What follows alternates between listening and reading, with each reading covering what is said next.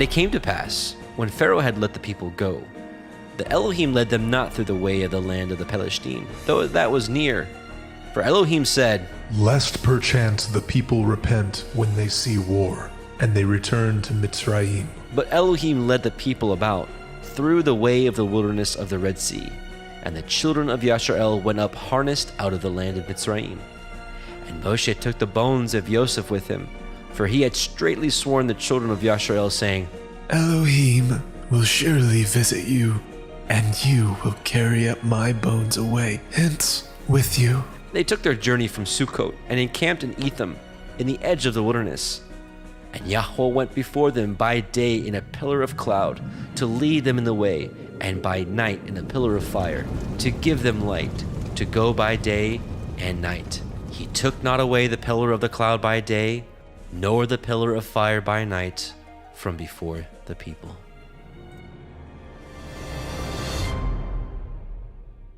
Shemot, Exodus chapter 14. And Yahweh spoke unto Moshe, saying, Speak unto the children of Yasharel, that they turn and encamp before Pi Hachiron, between Migdol and the sea, over against Baal Zephon. Before it shall ye encamp by the sea. For Pharaoh will say of the children of Yasharel, They are entangled in the land, the wilderness has shut them in. And I will harden Pharaoh's heart, that he shall follow after them, and I will be honored upon Pharaoh, and upon all his host, that the Mitzrayim may know that I am Yahuwah. And they did so. And it was told the king of Mitzrayim that the people fled, and the heart of Pharaoh and his servants was turned against the people, and they said, Why have we done this, that we have let Yasharel go from serving us? And he made ready his chariot, and took his people with him.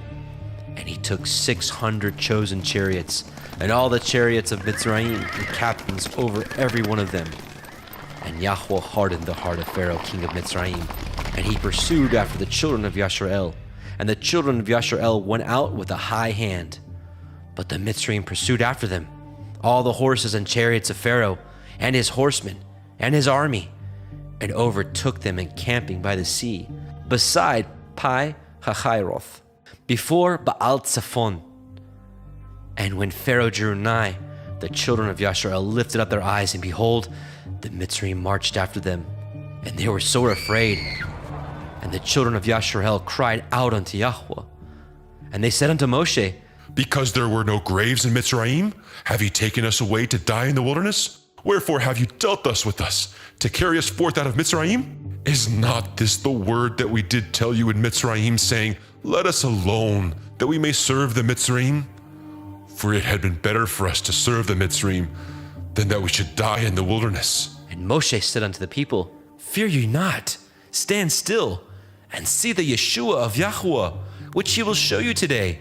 For the Mitzrayim who ye have seen today, ye shall see them again no more forever. Yahweh shall fight for you, and ye shall hold your peace. And Yahweh said unto Moshe, Wherefore cry you unto me? Speak unto the children of Yasharel, that they go forward. But lift up your rod, and stretch out your hand over the sea, and divide it. And the children of Yasharel shall go on dry ground through the midst of the sea. And I, behold, I will harden the hearts of the Mitzrayim, and they shall follow them, and I will get me honor upon Pharaoh, and upon all his host, upon his chariots, and upon his horsemen. And the Mitzrayim shall know that I am Yahuwah, when I have gotten me honor upon Pharaoh, upon his chariots, and upon his horsemen.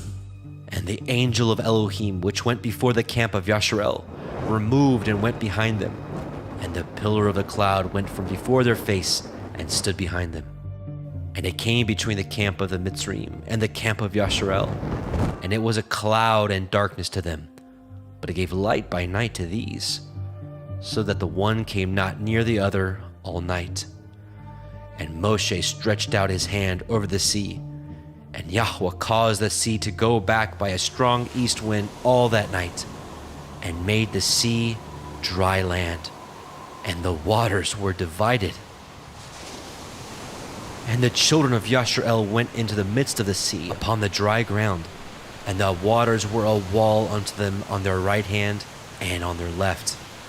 And the Mitzrayim pursued, and went in after them into the midst of the sea, even all Pharaoh's horses, his chariots, and his horsemen. And it came to pass that in the morning watch, Yahweh looked unto the host of the Mitzrayim through the pillar of fire and of the cloud, and troubled the host of the Mitzrayim, and took off their chariot wheels, that they drove them heavily, so that the Mitzrayim said, Let us flee from the face of Yashar'el, for Yahweh fights for them against the Mitzrayim. And Yahweh said unto Moshe, Stretch out your hand over the sea, that the waters may come again upon the Mitzrayim, upon their chariots, and upon their horsemen. And Moshe stretched forth his hand over the sea, and the sea returned to his strength when the morning appeared, and the Mitzrayim fled against it. And Yahweh overthrew the Mitzrayim in the midst of the sea, and the waters returned, and covered the chariots, and the horsemen, and all the host of Pharaoh that came into the sea after them. There remained not so much as one of them. But the children of Yashar'el walked upon dry land in the midst of the sea, and the waters were a wall unto them on their right hand and on their left. Thus Yahweh saved Yashar'el that day out of the hand of the Mitzrayim. And Yashar'el saw the Mitzrayim dead upon the seashore. And Yashar'el saw that great work which Yahweh did upon the Mitzrayim. And the people feared Yahweh, and believed Yahweh and his servant Moshe.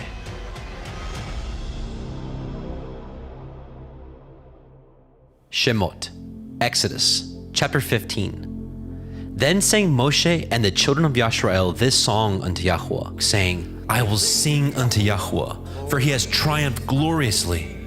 The horse and the rider has he thrown into the sea.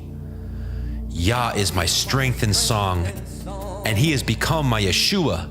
He is my El, and I will prepare him a habitation. My father's Elohai, and I will exalt him. Yahweh is a man of war. Yahweh is his name. Pharaoh's chariots and his host has he cast into the sea. His chosen captains also are drowned in the Red Sea. The depths have covered them. They sank into the bottom as a stone. Your right hand, O Yahweh, is become glorious in power. Your right hand, O Yahweh, has dashed in pieces the enemy. And in the greatness of your excellency, you have overthrown them that rose up against you.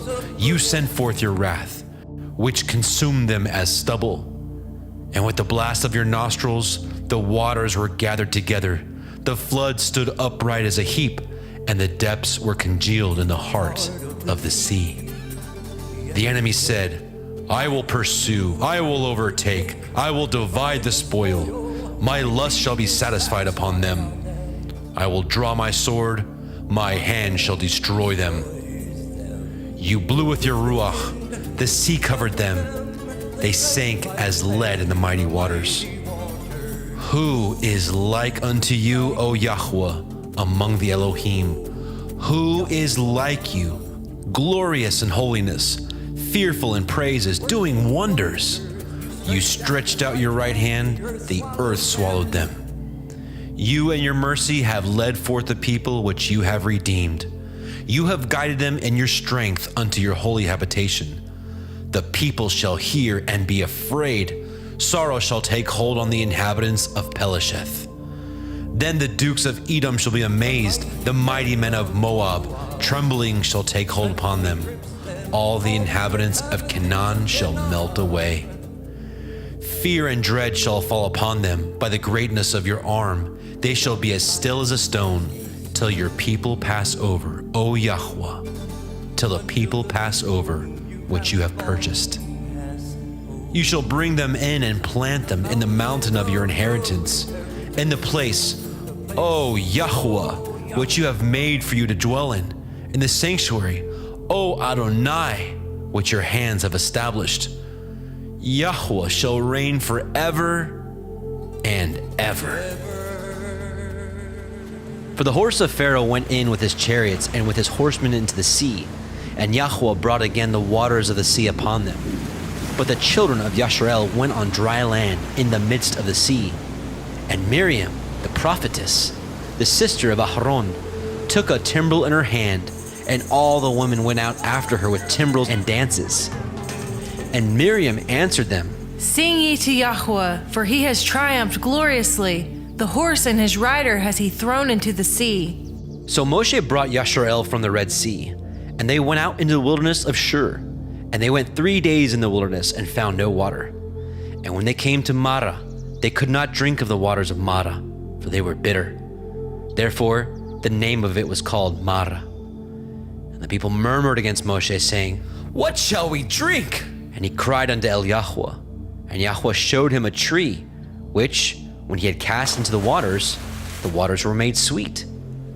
There he made for them a statute and an ordinance, and there he proved them, and said, If you will diligently hearken to the voice of Yahweh Elohim, and will do that which is right in his sight, and will give ear to his commandments, and guard all his statutes, I will put none of these diseases upon you, which I have brought upon the Mitzrayim, for I am Yahweh Ropheka. And they came to Elim, where there were 12 wells of water, and 70 palm trees, and they encamped there by the waters.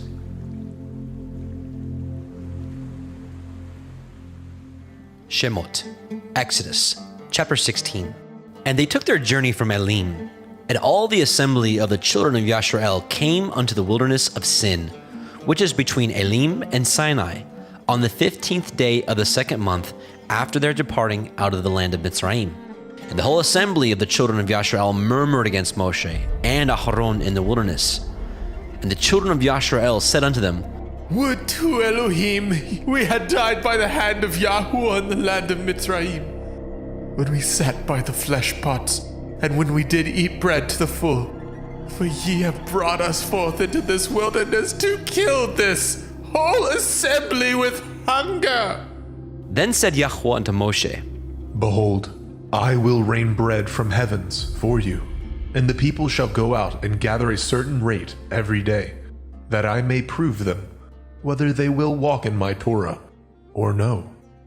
And it shall come to pass that on the 6th day they shall prepare that which they bring in, and it shall be twice as much as they gather daily. And Moshe and Aharon said unto all the children of Yasharel, At evening, then ye shall know what Yahuwah has brought out of the land of Mitzrayim. And in the morning, then ye shall see the glory of Yahweh, for that he hears your murmurings against Yahweh. And what are we, that ye murmur against us? And Moshe said, This shall be, when Yahweh shall give you in the evening flesh to eat, and in the morning bread to the full, for that Yahweh hears your murmurings which you murmur against him. And what are we? Your murmurings are not against us, but against Yahweh.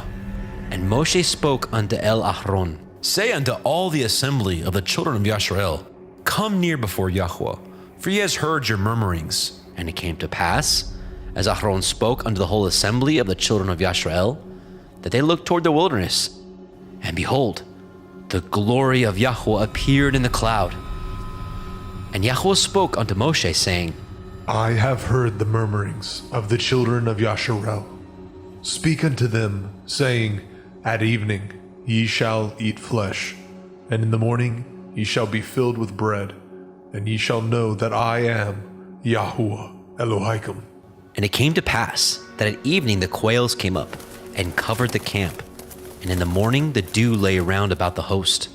And when the dew that lay was gone up, behold, upon the face of the wilderness there lay a small round thing, as small as the hoarfrost on the ground. And when the children of Yasharel saw it, they said one to another, It is manna, for they knew not what it was. And Moshe said unto them, This is the bread which Yahweh has given you to eat. This is the thing which Yahweh has commanded. Gather of it every man according to his eating, an omer for every man, according to the number of your persons. Take you every man for them which are in his tents. And the children of Yasharel did so, and gathered some more, some less. And when they did meet it with an omer, he that gathered much had nothing over, and he that gathered little had no lack. they gathered every man according to his eating. And Moshe said, "Let no man leave of it till the morning." Notwithstanding, they hearkened not unto Moshe. But some of them left of it until the morning, and it bred worms and stank. And Moshe was wroth with them. And they gathered it every morning, every man according to his eating. And when the sun waxed hot, it melted. And it came to pass that on the 6th day they gathered twice as much bread, 2 omers for one man. And all the rulers of the assembly came and told Moshe. And he said unto them, "This is that which Yahweh has said. Tomorrow is the rest of the holy Shabbat unto Yahweh. Bake that which you will bake today, and seethe that you will seethe, and that which remains over lay up for you to be kept until the morning."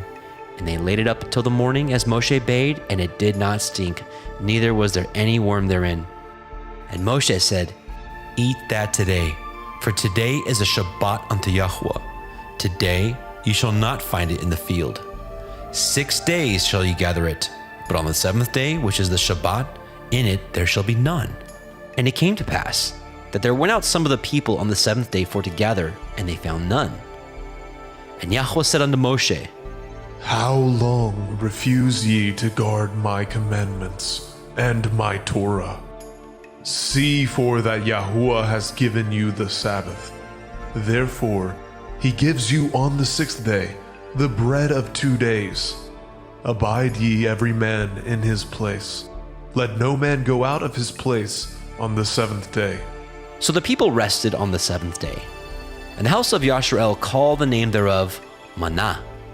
And it was like coriander seed, white, and the taste of it was like wafers made with honey. And Moshe said, "This is the thing which Yahweh commands.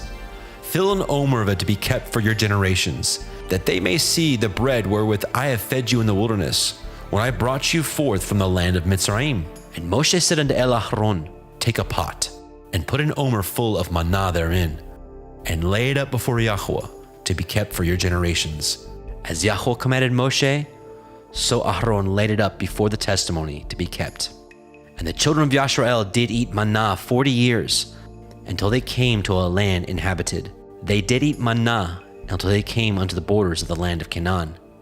Now, an omer is a 10th part of an ephah. Shemot, Exodus, chapter 17. And all the assembly of the children of Yasharel journeyed from the wilderness of Sin after their journeys according to the commandment of Yahweh, and pitched in Rephidim, and there was no water for the people to drink. Wherefore the people did chide with Moshe, and said, Give us water, that we may drink. And Moshe said unto them, Why chide ye with me? Wherefore do you tempt Yahweh? And the people thirsted there for water. And the people murmured against Moshe and said, Wherefore is it that you have brought us up out of Mitzrayim to kill us and our children and our cattle with thirst? And Moshe cried unto Yahweh, saying, What shall I do unto this people? They be almost ready to stone me. And Yahweh said unto Moshe, Go on before the people, and take with you the elders of Yasharel, and your rod, wherewith you smote the river, take in your hand, and go. Behold, I will stand before you there upon the rock in Horeb, and you shall smite the rock, and there shall come water out of it, that people may drink. And Moshe did so in the sight of the elders of Yasharel. And he called the name of the place Massa and Meribah, because of the chiding of the children of Yasharel, and because they tempted Yahweh, saying, Is Yahweh among us or not? Then came Amalek and fought with Yasharel and Rephidim. And Moshe said unto Yahusha, Choose us out men and go out, fight with Amalek. Tomorrow I will stand on the top of the hill with the rod of Elohim in my hand. So Yahusha did as Moshe had said to him, and fought with Amalek. And Moshe and Aharon and Hur went up to the top of the hill. And it came to pass when Moshe held up his hand that Yasharel prevailed. And when he let down his hand, Amalek prevailed. But Moshe's hands were heavy, and they took a stone and put it under him, and he sat thereon. And Aharon and Hur stayed up his hands, the one on the one side, and the other on the other side. And his hands were steady until the going down of the sun. And Yahusha discomfited Amalek, and his people with the edge of the sword. And Yahweh said unto Moshe, Write this for a memorial in a sefer, and rehearse it in the ears of Yahusha, for I will utterly put out the remembrance of Amalek from under the heavens. And Moshe built an altar, and called the name of it Yahweh Nisai.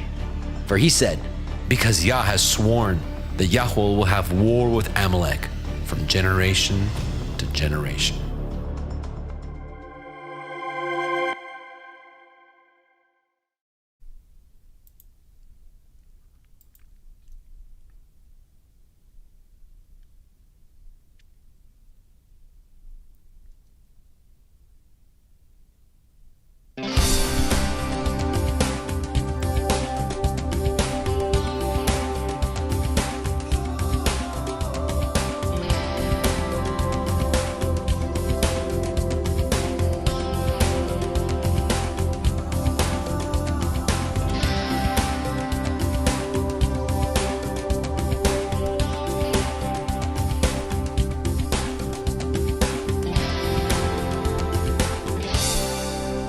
And Shabbat Shalom, everybody, and welcome to the Virtual House Church. I'm glad you guys could join us today.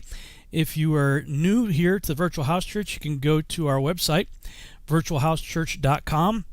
Virtualhousechurch.com. This is a old website I put together back in 2012, 2013, somewhere around that time frame. It's in the process of being getting an overhaul. And so far, I've updated all the links up to our present day, which is Exodus week 16. So all these links will take you to the new website. So, for instance, if you click on the Who We Are tab, it just tells you a little bit. Let me enlarge it for you guys. A little bit about Sheila and I. And Virtual House Church Store has the calendars. These are still good until the month of Passover. So another couple months or so. You can click on that for a free PDF that you can download or print off yourself. If you want a printed copy professionally done, you can click on the domestic button if you live in the United States, international, outside the States. And Juan Carlos put together a slightly different calendar, reckons some of the dates a little bit differently. And in both calendars, they explain why they've chosen what they've chosen. So you can read and study and pray and decide for yourself which one's correct. And below that are the Torah Study workbooks, which you can get through Amazon, probably quicker through them, although they've been a lot slower than they have been in the past lately.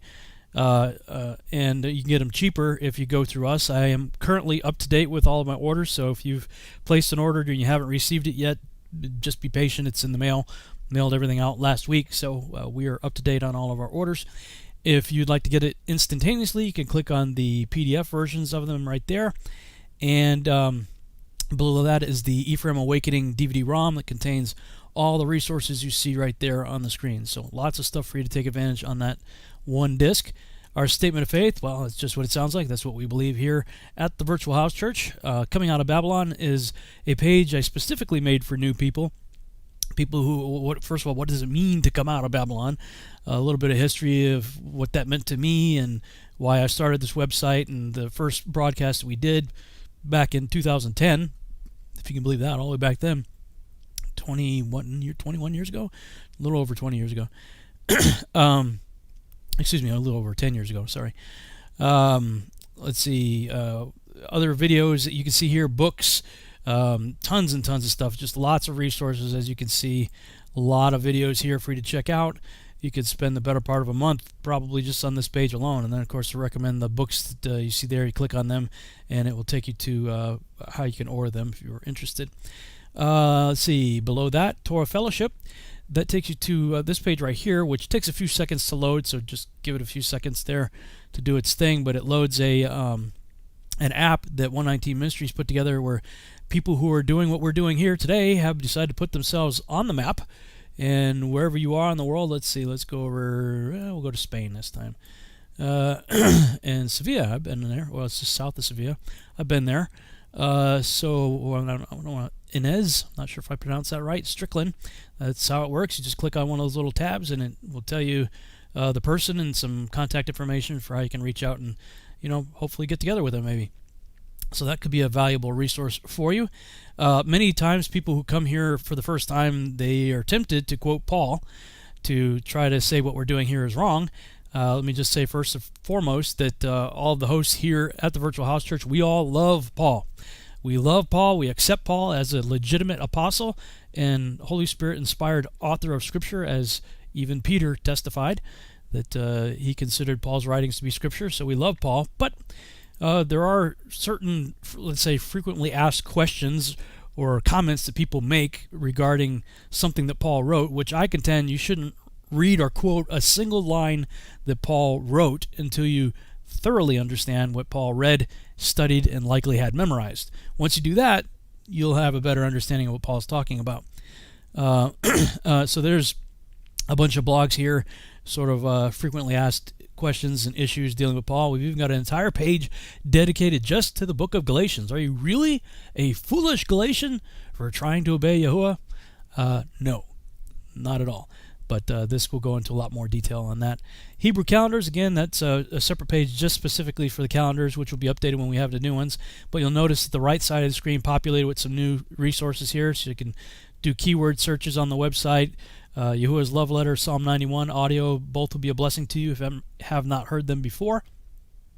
Online tools that I like to use are blueletterbible.org, biblegateway.com, bible.cc, bible.is. And then there's the link to get the Aramaic English New Testament Bible put together by Andrew Gabriel Roth. Really good resource there. If you'd like to support what we do here, we are listener supported. We can't do what we do here without people like you. And I truly mean that. So for those of you who have contributed in the past, thank you, thank you, thank you. Can't say thank you enough. Again, we couldn't do it without you. So if this ministry has been a blessing to you, you can help us continue by clicking on that button right there. And below that are other Torah ministries that I enjoy. Torah Family by Steve Mutria, New to Torah, and Zach Bauer. 119 Ministries, Unlearn is Lex Meyer's ministry, and of course Jim Staley's teachings right there. So you can click on those to visit their websites and see the resources that they have to offer. And then we go down to this week's study right here. And I update this. I tried to get it done on Fridays. I didn't get it done last night, so I got it done this morning. But this has the player for this week's reading. Oops, I don't have the audio set so you can hear that. Let me do a quick change of my audio settings here, because you'll need that in a minute. This should work. Stand by. God did not lead them by way of... There we go.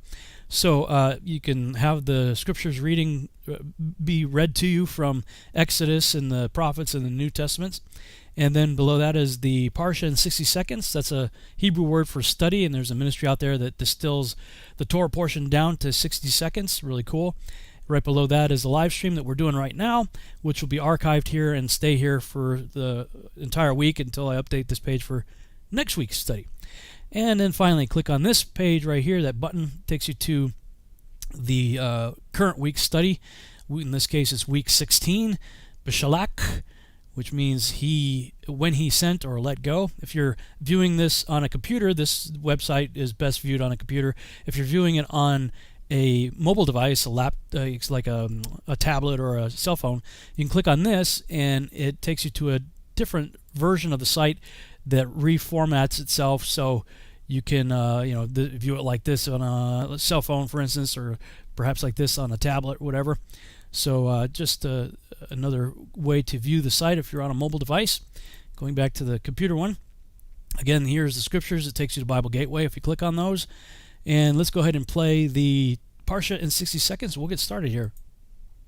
Shalom and welcome to Parsha in 60 seconds. Today's portion is from Exodus 13:17 through 17:16. It is called Bishalach, which means when he let go. Pharaoh let the Israelites go. Moses took the bones of Joseph, and God went before them in a pillar of clouds by day and a pillar of fire by night. The Israelites camped by the sea. Pharaoh had changed his heart, and he chased the Israelites with chariots. God used Moses to part the Red Sea, and the Israelites went through. The Egyptians pursued, but God slowed them down by locking their chariot wheels. God used Moses to close the Red Sea, and the armies drowned. Miriam then sang a song to God. 3 days later, they came to Marah, but the water was bitter. water. God sweetened the water with a piece of wood that Moses chucked into the water. Soon, hunger became an issue, and God provided bread that fell from the sky. They wanted meat, so God provided quail. The manna would expire after a day, except before Sabbath. Thirsty again, the Israelites complained, and God instructed Moses to hit a rock, and water flowed out. Israel was attacked by Amalek. During the battle, Moses held up his hands, and Israel prevailed. But whenever he let his hands down, Amalek prevailed. Moses grew weary. He sat on a rock, while Aaron and Hur held up his hands, and Joshua conquered Amalek in battle. God would utterly blot out the memory of Amalek. And that is Bashalach in 60 seconds.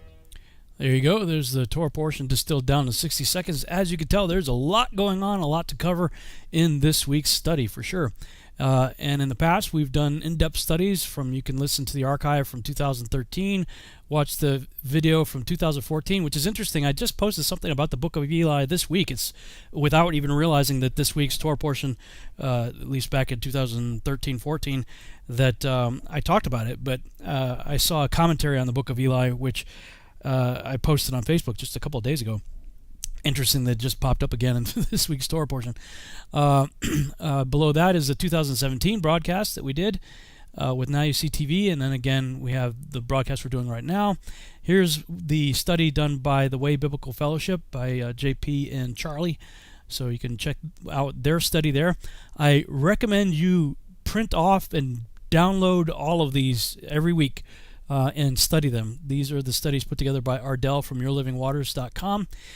She did several from 2008 to 2010 for each week, and she goes really in depth into really good studies of the Hebrew that's used there, and just all kinds of incredible insights. So highly recommend every week you download those, print them off, put them in a binder so you have it. When you complete the entire year's study, you'll have a very thick book of incredible information. Workbook study questions that you can just, the same questions every week to help get the gears turning right there. Didn't really have anything new for the Joshua portion. It's pretty much the same reference we had last week. Notes from this week's study from the past. You can read up all this stuff right here. These are the notes from previous years and maps of the crossing of the Red Sea where it took place, and findings of Ron Wyatt and whatnot. So lots of cool stuff for you to check out there. All right, without further delay, let's go ahead and jump into our study for this year. And I'm excited to welcome back to the Virtual House Church Juan Carlos and Jake Grant. Hey guys, how you doing? Shabbat Shalom. Hey. Shabbat Shalom. Shabbat Shalom. Lots of stuff to cover for this week's study. So since I have Juan Carlos, you're right next to me on the screen. We'll start with you this week. What were your thoughts and insights on this week's study? Sure, Rob. It's always a blessing to be in the Virtual House Church. So as you said, there is a lot of stuff here to share, and I have picked up few insights of what it got my attention when I was reading this portion. I want to start with the first one. Is what I call the trial will become harder. And by the way, guys, the storm started here in the place that I am today. So if you hear rain and some noises, is because I'm in the middle of a storm. Maybe we'll get some cool sound effects. Maybe you can say something really important, and then it'll go.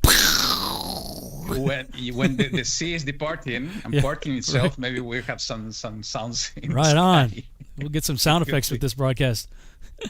Yeah, exactly. So trial will become harder, and for me, it was very interesting to see what was the reaction of Pharaoh and the people of Egypt when they heard that the Israel was going out. They realized that what they have done. And basically they said, "What we have done this." And this is basically, I'm talking about what is written in the chapter 14 of Exodus, from the verse 4 to the verse 10. So basically we see in the beginning of this chapter, Yahuwah telling the people what they need to do. And let me read for you guys. It said, "And Yahuwah spoke to Moshe, saying, Speak to the children of Israel, that they turn and come before Pi Hahirot, between Migdol and the sea, opposite Baal Zephon." I'm reading from the verse 1. "Come before it by the sea. For Pharaoh shall say of the children of Israel, they are entangled in the land. The wilderness has closed them in. And I shall strengthen the heart of Pharaoh, and he shall pursue them. But I am to esteem through Pharaoh and over all his army, and the streets, the Egyptians shall know that I am Yahuwah, and they did so. And it continues in the verse 5, and it says, and it was reported to the sovereign of Mizraim, the sovereign of Egypt, that the people had fled, and the heart of Pharaoh and his servants was turned against the people, and they said, why have we done this, that we have let Israel go from serving us? And we continue reading for the next verses. We see what's happening. The heart of all the Egyptians, the heart of Pharaoh, was really hardened by Yahuwah, and they relented of what the decision they made in order to let the people go. So we see that when we start reading the entire narrative of what happened, because this is exactly before the parting of the Red Sea, we see that the people of Israel, when they saw this big army going against them, they were really afraid of what was going on. So when I was reading this, several things and verses popped up on my mind, and this is the one that I want to share. We saw that Israel was under slavery. We saw that Pharaoh didn't want to release them from slavery. We saw this last week. And we see now that after all these trials and so on, there is a bigger trial coming on the way. It's basically they were confronting between the sea and this big army from Egypt. So that's why I call it the trial became harder. And when I was reading this, one passage came to my mind, and this is written in the first letter of Peter, chapter 1, and because it resonated to me on what's going on in our days. We go to the first Peter, chapter 1, verse 3 to 9. It says the following: Blessed be the Elohim and Father of our Master Yahushua HaMashiach, who according to his great compassion has caused us to be born again to a living expectation through the resurrection of Yahushua Messiah from the dead, to an inheritance incorruptible and undefiled and unfading, having been kept in the heavens for you, who are protected by the power of Elohim through belief, through faith, through emunah in Hebrew, for a deliverance, a salvation ready to be revealed in the last time. And this is something important that I will touch later in my comments, because here Peter is saying that the salvation will be revealed in the last days. And this is important because sometimes, especially in Christianism, it's being said that when we accept Jesus, we are being saved. But salvation is not being revealed according to the words of Peter at that moment. Salvation is going to be revealed in the second coming of Yahushua HaMashiach. So that's an important point to study in depth. But let's continue in the verse 6. In which you exalt, even though, and this is the connection to what I was saying, even though for a little while, if need be, you have been grieved by manifold trials. And let's keep in mind on what I was saying. Israel was in trials. All these plagues didn't touch them at the end, but they were seeing everything that Yahuwah was doing in Egypt. The Egyptians were treating them very bad before the plagues and before the deliverance of Yahuwah. So they were suffering trials. But now what they were facing before the parting of the Red Sea was the biggest trial of all. So I see and resonating again with what Peter is saying here is that we will receive many trials. But what he's saying here is in the verse 7, in order that the proving of your belief, much more precious than gold that perishes, and proven by fire, might be found to result in praise and respect and esteem at the revelation of Yahushua HaMashiach. So basically, what are the trials? What are the objectives and the purpose of the trials? And we see in this amazing story of Israel that the trial was in order to test the belief, the emunah of Israel, in the same way that we are being trying in these last days with everything that's happening in the world. We are being from one test and one trial to the other. And this is increasing like the birth pains of a woman in labor. So this is exactly as the prophecies are saying. So the bottom line of what I want to say is that the purpose of this, and this is what we need to keep always in mind, is in order to be prepared for the salvation that Yahuwah will be manifest in the second coming of Yahushua HaMashiach. is because he's testing our faith. He's testing our emunah. And there's something in addition that I saw here that for me is really important. It's not directly connected, but somehow I think we can see the way that the unclean spirits and also the enemy is acting. And what I'm talking about. If we go to the book of Luke, chapter 11, verse 24 and 20 to 26. This is Yahushua HaMashiach speaking, and he said the following: when the unclean spirit goes out of a man, he goes through dry places, seeking rest. And finding none, he says, I shall return to my house from which I came. And when he comes, he finds it swept and decorated. Then he goes and takes with him 7 other spirits, more wicked than himself, and they enter and dwell there. And the last state of that man becomes worse than the first. What is the connection that I see here to this passage of the portion? We see Pharaoh making a decision, and he released the people of Israel. He agreed to let the people go. But after that, he relented and he said, I will go back. In the same way that Yahushua is speaking about the clean spirit. So he came back in order to persecute the people of Israel, and he took more people, the army of Egypt. In the same way that we see the unclean spirit saying, oh, the house is ready, it's decorated, I will bring more unclean spirit with me in order to inhabit this place. So what's the secret here? Is that basically what I see is that the enemy and the clean spirit is acting in the same way that we see Pharaoh acting in this portion against the people of Israel. What's the main difference based on the word of Yahushua? That if that person, in this case, it could be the body of Mashiach, Israel, just to connect it to the portion, let the spirit enter in, the state of that person, of the state of the assembly will be worse than the beginning. And this is really interesting, because what we see when we started reading, continue reading the verse 14, we see something really interesting in the book of Exodus. And it's totally connected to the passage of Yahushua HaMashiach talking about the unclean spirit. If we go to the chapter 14 of Exodus, verse 11, is the people of Israel crying out because they saw this big army. But in the verse 11, they said the following, and they said to Moshe, did you take us away to die in the wilderness because there are no burial sites in Egypt? What is this you have done to us to bring us up out of Egypt? Is this not the word that we spoke to you in Egypt, saying, leave us alone and let us serve the Egyptians? For it would have been better for us to serve the Egyptians than to die in the wilderness. So we see the people doubting. We see the people afraid.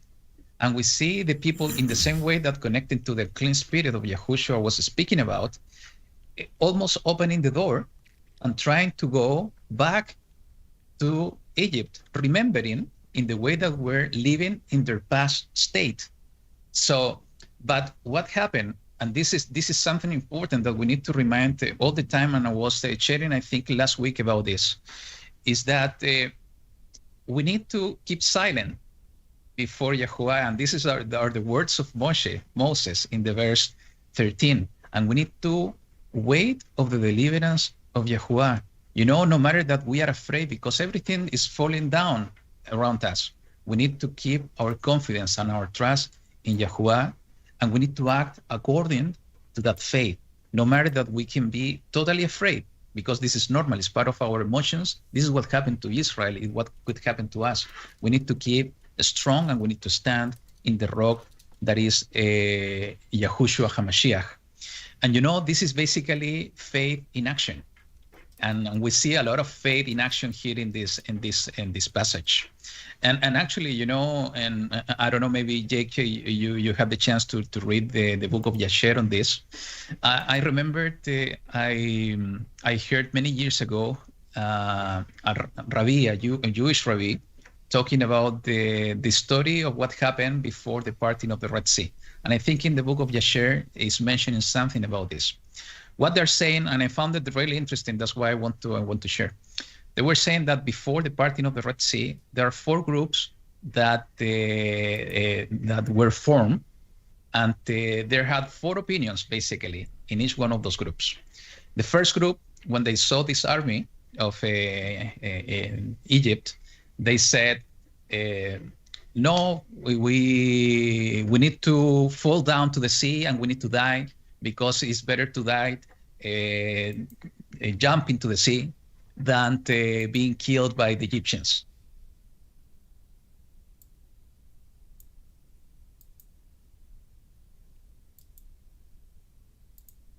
Hello? Oh, Juan, you still there? Uh-oh.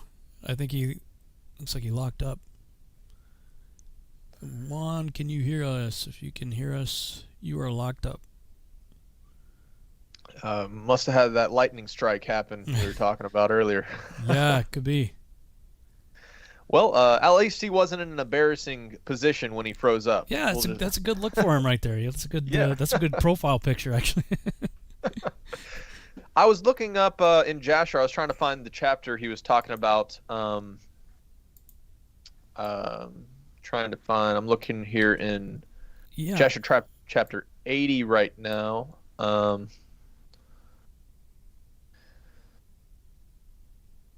Let me see here. 81. Oops. Looks like he just... Hang on a second. Everything kind of got wonky here because yeah, Juan just dropped off. Okay, so let's see here.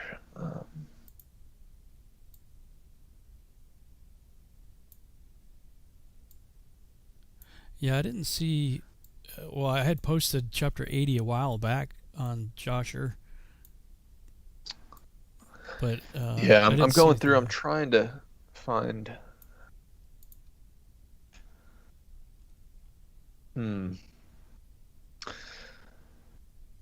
Well, I guess I mean I could find this chapter in Jasher. We could read through and see if Juan will join back with us here. Sure. Yeah. All right. So, if anybody in the chat remembers where in Jasher this portion of the crossing of the Red Sea is, put it in the chat real quick, because I'm having trouble finding that particular instance. In Josher? Yeah, in Jasher. It's got to be somewhere between 80 and 81, I think. Yeah, that's what I thought.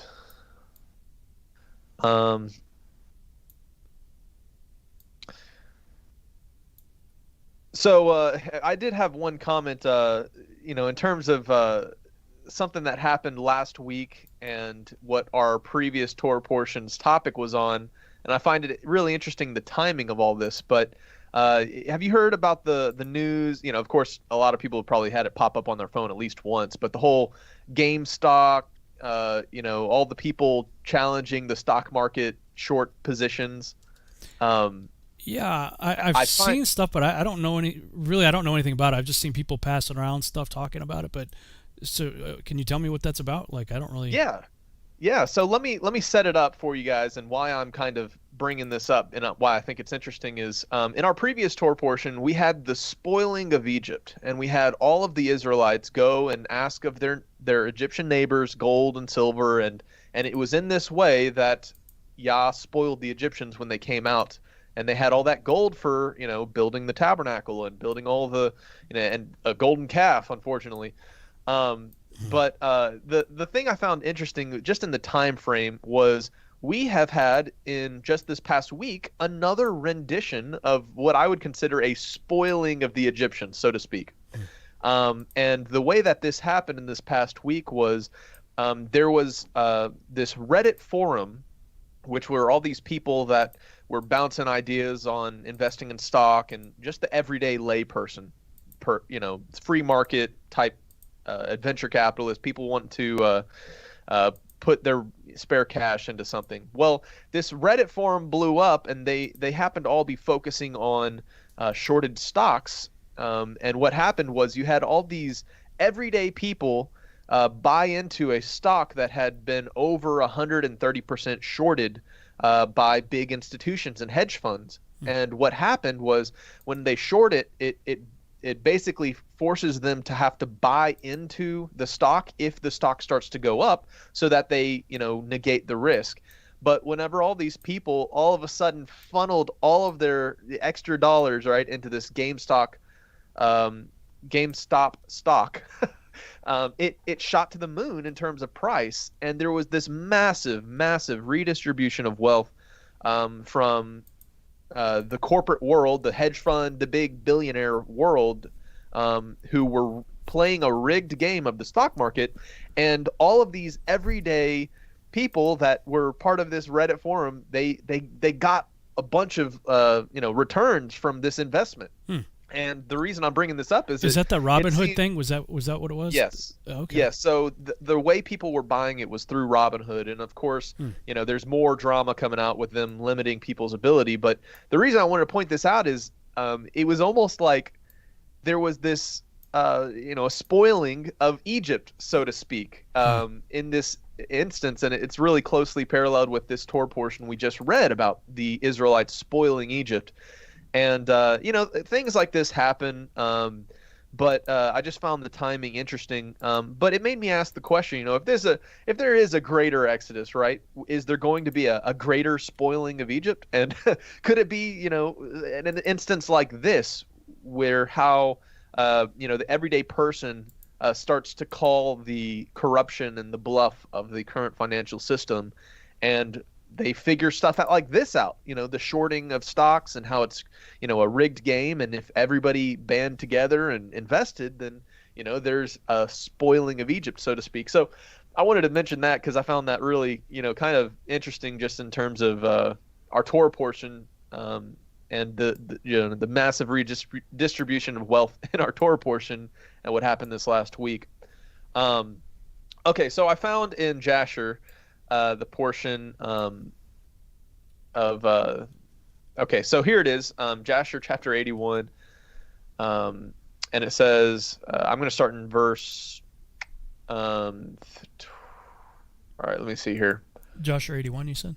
Yes, it's Jasher 81. Oh, so it's the one I posted, actually, okay. Okay, so I'll start in verse 22, 81:22. And Pharaoh rose up and harnessed his chariot, and he ordered all the Egyptians to assemble. Not one man was left, excepting the little ones and the women. And all the Egyptians went forth with Pharaoh to pursue the children of Israel. And the camp of Egypt was exceedingly large and heavy camp, about 100,000 men. 100,000 men. Is that a million? Is it? What is it? Yeah. 100,000 is a million. So, okay. All right. And the whole of this camp went and pursued the children of Israel to bring them back to Egypt, and they reached them encamping by the Red Sea. And the children of Israel lifted up their eyes and beheld all the Egyptians pursuing them. And the children of Israel were greatly terrified at them. And the children of Israel cried to the Lord. And on account of the Egyptians, the children of Israel divided themselves into 4 divisions. And they were divided in their opinions, for they were afraid of the Egyptians, and Moses spoke to each of them. The first division was of the children of Reuben, Simeon, and Issachar. And they resolved to cast themselves into the sea, for they were exceedingly afraid of the Egyptians. And Moses said to them, Fear not, stand still and see the salvation of the Lord, which he will effect this day for you. The second division was of the children of Zebulun, Benjamin, and Naphtali, and they resolved to go back to Egypt with the Egyptians. The third division was of the children of Judah and Joseph, and they resolved to go to meet the Egyptians and to fight with them. And I have so many comments I want to make, but I'll keep reading. Yeah. And Moses said to them, Stand in your place, for the Lord will fight for you. You shall remain silent. And the fourth division was of the children of Levi, Gad, and Asher, and they resolved to go into the midst of the Egyptians to confound them. And Moses said to them, Remain in your stations and fear not. Only call unto the Lord that he may save you out of their hands. Just real quick, I find some of these interesting. Like, it's almost like some of the patriarchal tendencies being passed down and characterized as the whole tribe, right? Like Judah was this burly guy we've talked about, willing to go to war, and Joseph also, his son Ephraim, I think there was a little contention of strength between them. It's so interesting how generational things are passed down and manifested in these large groups of people. Okay, so going on, verse 34. After this, Moses rose up from amidst the people, and he prayed to the Lord and said, O Lord God of the whole earth, save now thy people from whom thou didst bring forth from Egypt, and let not the Egyptians boast that power and might are theirs through it. And Moses did so, and he lifted up his rod upon the sea and divided it. And the waters of the sea were divided into 12 parts. And the children of Israel passed through on foot with shoes as a man would pass through a prepared road. And the Lord manifested to the children of Israel his wonders in Egypt and in the sea by the hand of Moses and Aaron. And when the children of Israel had entered the sea, the Egyptians came after them, and the waters of the sea resumed upon them, and they all sank in the water. And not one man was left excepting Pharaoh. This is one of those instances where, I'm kind of questioning, because the canonized text does seem to indicate that they all died, right? Yeah. So this is one of those instances. Let's, do a little bit more research and see, if this is a contradiction or not. But who gave thanks to the Lord, believed him before the Lord did not cause him to perish at the time with the Egyptians. And the Lord, so apparently they're saying this Pharaoh went to Nineveh and reigned over it for a long time. So something more to research there. I've not really looked into that, but it does seem like outwardly just a little bit of a contradiction. Anyway, so this kind of leads us on to what I was going to talk about today, and was one of the primary reasons I did not have this chapter memorized, because I was actually studying something else. Verse 43 here in Jasher says, Then sang Moses and the children of Israel this song unto the Lord, on the day when the Lord caused the Egyptians to fall before them, and all Israel sang in concert, saying, I will sing to the Lord, for he is greatly exalted, the horse and his rider he is cast into the sea. Behold, it is written in the book of the law of God. Oh, man. So this is what I really wanted to focus on for today's Torah portion, and what I was looking into and what I was studying. But guys, the Song of Moses, and just the premise and the principle of the worship of the Most High, is a incredibly powerful tool on the belt of believers, and we get this amazing example of all the children of Israel as they came out of Egypt, sing this wonderful, just glorious song, right, of how Yah has helped them triumph over the Egyptians, and just this song of delivery, and oh man, it's just awesome. What it reminds me of is one of my wife and I's favorite movies is the Prince of Egypt that DreamWorks put out. And in that movie, they had that similar scene, right?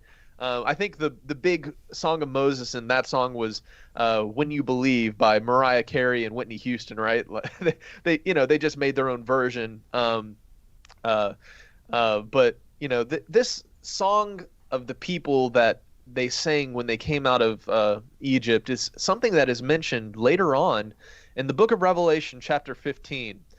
And I'll start reading at the very beginning of chapter 15 of Revelation. It says, And I saw another sign in heaven, great and marvelous, 7 angels holding the last 7 plagues, or 7 last plagues, for in them is filled up the wrath of God.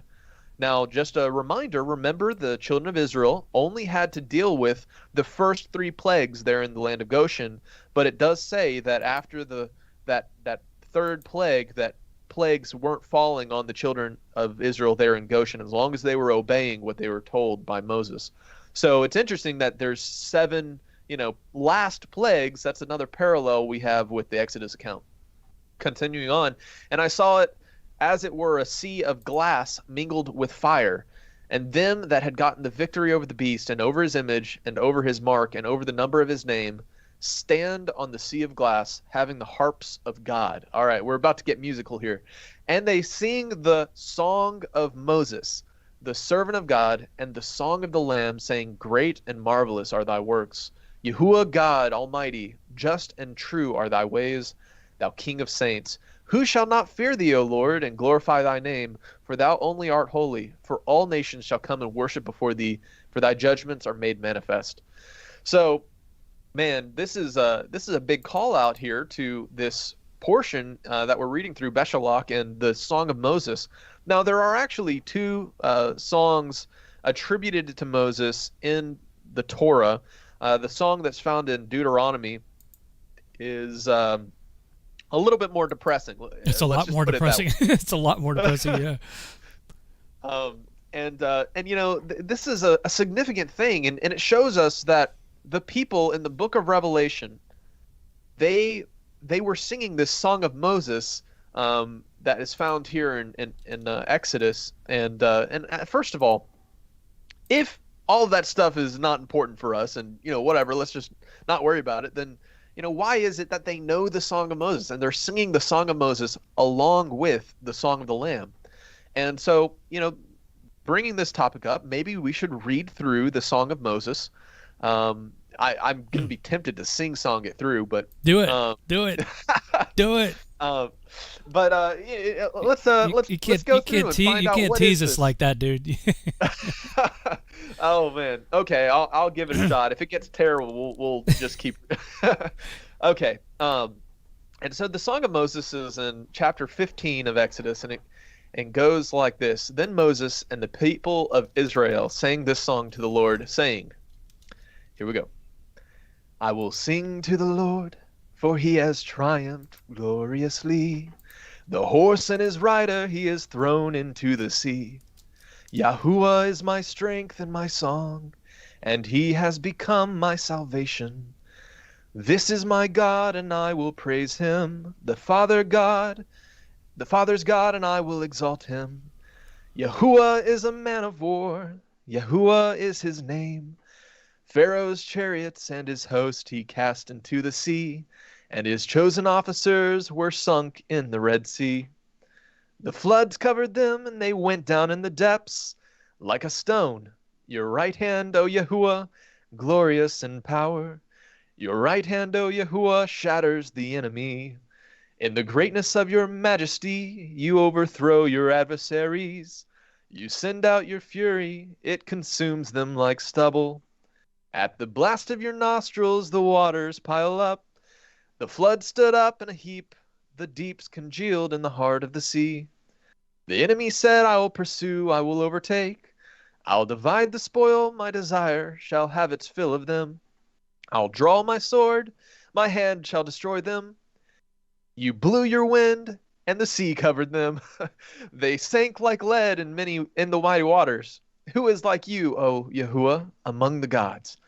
Who is like you, majestic in holiness, awesome in glorious deeds, doing wonders? You stretched out your right hand, the earth swallowed them. You led in your steadfast love the people whom you have redeemed. You have guided them by your strength to your holy abode. The people have heard, they tremble. Pangs have seized the inhabitants of Philistia. Now are the chiefs of Edom dismayed. Trembling seizes the leaders of Moab. All the inhabitants of Canaan have melted away. Terror and dread fall upon them. Because of the greatness of your arm, they are still as stone. Still your people, O Yahuwah, pass by, till the people pass by whom you have purchased. You will bring them in and plant them on your own mountain, the place, O Lord, you have made for your abode, the sanctuary, O Lord, which your hands have established. The Lord will reign forever and ever. For when the horses of Pharaoh with his chariots and his horsemen went into the sea, the Lord brought back the waters of the sea upon them. But the people of Israel walked on dry ground in the midst of the sea. Then Miriam the prophetess, the sister of Aaron, took a tambourine in her hand, and all the women went after her with tambourines and dancing. And Miriam sang to them, Sing to the Lord, for he has triumphed gloriously. The horse and his rider he has thrown into the sea. Oh, man. So, this Song of Moses is just... Sorry, my microphone's muted. Yay! need some music behind it.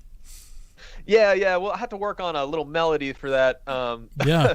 But, this is such a powerful moment and such an encouragement on the back end of all of these terrible plagues that are falling on the world. And, this is reminiscent of future terrible plagues that are going to fall into the world. But think about the amazing moment of those who have held strong and did not give up on the faith, who ran the good race to the end. This is all of those encouragements and these wonderful promises that we see in those first 3 chapters of the book of Revelation given to the churches and to those who overcome in the name of the Messiah. And maybe that's part of the Song of the Lamb, and maybe we can talk about what is the Song of the Lamb, because we have a pretty clear Song of Moses template, but do you have any examples of maybe a sing-songy example of the Song of the Lamb, or is that just something that is it a spiritualized, they understand the gospel, they understand the redemption of the Messiah, or is there an actual Song of the Lamb? I wonder. Well, I mean, it's a Chris Tomlin, Matt Redman song, didn't you know? Yeah, that's kind of what I'm getting at is, at least here with the Song of Moses, we have a template we can, work through. I'm not aware of any biblical one. Maybe something that becomes an impromptu song that comes up in the tribulation period, and just becomes a greatest hits at that time. I'm not aware of a biblical version of it. Yeah, it's this is really important stuff, because it does seem to say that it's the people that, it says the servants of God and those who, hold on, Revelation 15, it was the people that overcome. And it's it was the, hold on, it was all right, sorry, I'm missing my place here. But anyways, 15:3. 15:3. Sorry, what verse? 15:3. And they sing the song of Moses, the servant of God, and the song of the Lamb, saying, "Great and marvelous are thy works, Lord God Almighty. Just and true are thy ways, thou King of saints." Yeah. I was looking for the verse that was characterizing who it is that is singing this, because it's almost like. Let's see, and I saw, as it were, a sea of glass mingled with fire, which would be the top of the firmament, probably. And so them that had gotten, this is what I was looking for, sorry. The them that had gotten victory over the beast is what I was trying to characterize here. So if you want to be one of these people that does not bow to the beast and does not worship his image, and does not accept his mark or the number of his name, you want to be these people that know the Song of Moses. And know the Song of the Lamb, Start learning it now, right? Exactly, because of course, I'm the reason I was pointing this out is because inversely, the opposite would be true, right? Like, if they had given in to the beast and worshipped his image and taken the mark, then they wouldn't be singing the songs, right? So what I wanted to point out with this whole topic of worship and why I think it's really important for today's world and just understanding spiritually the impact and strength of worship is, I wanted to read this interesting account in 2 Chronicles verses I'm going to start in verse 19. So this is 2 Chronicles chapter 20 verses 19.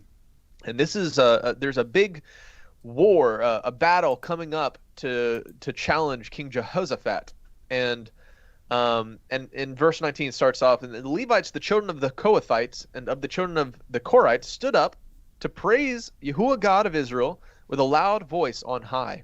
And they rose early in the morning and went forth into the wilderness of Tekoa. And as they went forth, Jehoshaphat stood and said, "Hear me, O Judah, and ye inhabitants of Jerusalem. Believe in Yahuwah your God, so shall ye be established. Believe his prophets, so you shall prosper." If that's not a message for these these days we're living in, then I don't know what is. But right. And it continues on. And when he had consulted with the people, he appointed singers unto the Lord, that should praise the beauty of his holiness as they went out before the army, and to say, "Praise Yahuwah, for his mercy endureth forever." And when they began to sing, to praise, Yahuwah set ambushments against the children of Ammon, Moab, and Mount Seir, which were come against Judah, and they were smitten. And the children of Ammon and Moab stood up against the inhabitants of Mount Seir, utterly to slay and destroy them. And when they had made an end of the inhabitants of Seir, everyone helped to destroy another. And so, I just wanted to point out, how did they start this battle that they were headed into. He sent the worshipers out front. And if we don't have a ton of examples throughout the scriptures of the trumpets and the harps and the singers all going out before and causing a ruckus in the enemy, there's multiple examples of battles that were not even fought because they had some mighty singers of Yahweh, Yahuwah, and man, that's so cool. Think of that though. Like wow. Like, let's put this in practical terms. You're in an army. There's a horrible enemy all around you, and you're the guy going out with a trumpet. You know what I mean? I mean, there was a time I served in the military during the Clinton administration, and he just decimated the military. I mean, just gutted it and was closing bases, and there was no money for, like, we were cannibalizing helicopters. If one helicopter went down for something minor, we didn't have a part for it. So, it's called red Xing. You red X it, whatever the problem was, and it just sits there. And then another helicopter goes down with something major, well, like a transmission or something. Well, we couldn't get a transmission for it, so we had to take the transmission out of the other one that maybe just needed a tail light. How much does a tail light cost, right? But we had no money, in the budget. So we had to cannibalize that helicopter. And then one time I was sent out on the flight line. We several of us were assigned guard duty, and they issued us our M16s, but no ammo. So we're like, what are we supposed to do with this, right? Throw it at them, So this just reminds me that it's like, and in the military, you want to be as equipped as you possibly can with weapons of warfare, but it doesn't occur to you, at least it doesn't occur to me, that a trumpet or a harp or a flute is a weapon of warfare that I'd be comfortable bringing to the battlefield, and yet we see that it's the Levites that are the warriors and they're the worshipers, and so they had to have some serious faith. I mean, who knows the different enemies that they're going up against, some of which were giants, I would contend, and they're walking out on the battlefield not with swords and shields and bows and arrows, but with harps and trumpets and flutes. Wow, dude, like that would have to take a significant amount of faith on their part to be willing to do that. Yeah, I mean, this topic of music is really starting to like ding the bell, in my mind. Is it is so powerful, the medium of praise and worship and music. Just think about the enemy hearing the praises of the Most High from afar, right? And how they're like, our Elohim squishes guys like you, and we're coming for you, and they're hearing this like being echoed across the mountains or whatever. This is something that's not just an Old Testament concept, guys. This is something that I think is very important for believers today. This is Acts 16:25, about midnight. Paul and Silas were praying and singing hymns to God, and the prisoners were listening to them. And guess what? A little bit of commotion happens, and miraculous things start to come about. And this principle of praising, this is a always keep a joyful song in your heart, right? That's I forget which Psalms it was, but the process of praising is something that has really not been expounded upon much. And my father-in-law, Carl Tishner, he actually did a teaching. If you guys are interested in checking it out, it's the all of the different words of worship, and he breaks down what each different word of worship means in the physical action sense of it. And what we come to learn, what I've come to discover after having him share that, we did a show several years ago, but is that there are so many different types of worship. It's mind-blowing, and in our Bibles today, all of those words are translated to the boring word worship. And just to walk you through some of the ones just off the top of my head that he detailed, and I'll find that link to share for you guys in case you're interested. But some of the examples were, there's a word for worship that literally means laying flat on your face on the ground. There's a word for worship that means to lift up your hands pointed this direction. There's a word for worship that means to worship with your hands in a receiving fashion. There's a word for worship that means to hit the high note. You know, that there's literally a word for worship. The striper note. Striper. But all of these different worship things that people can do, there's different ways to worship, singing, just the way that you're, praying, any of that. But it's all tools on the tool belt, and I think it's really important because we definitely see that the people of the Most High are a sing-songy bunch, and we shouldn't be afraid to belt out, the good news. But this does tie back into our half Torah portion as well, because not only do we go through the Song of Moses here in Exodus 15, but in the half Torah portion, we also have the Song of Deborah. Yeah. So this is She's a like sing-songy Torah portion. She's Sheena, man. She's like, whoa. She drives a tent peg through the guy's head into the ground, and then it says, and he died.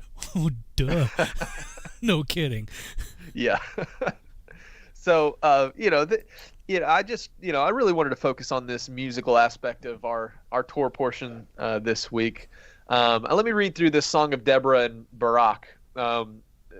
It's here in Judges chapter 5, verse 1. Then sang Deborah and Barak, the son of Abinoam, on that day, that the leaders took the lead in Israel, that the people offered themselves willingly. Bless Yahuwah. No, I'm doing this way bad. Okay, I was trying to. Okay. Hear, O kings, give ear, O princes, to the Lord I will sing. I will make melody to Yahuwah, the God of Israel.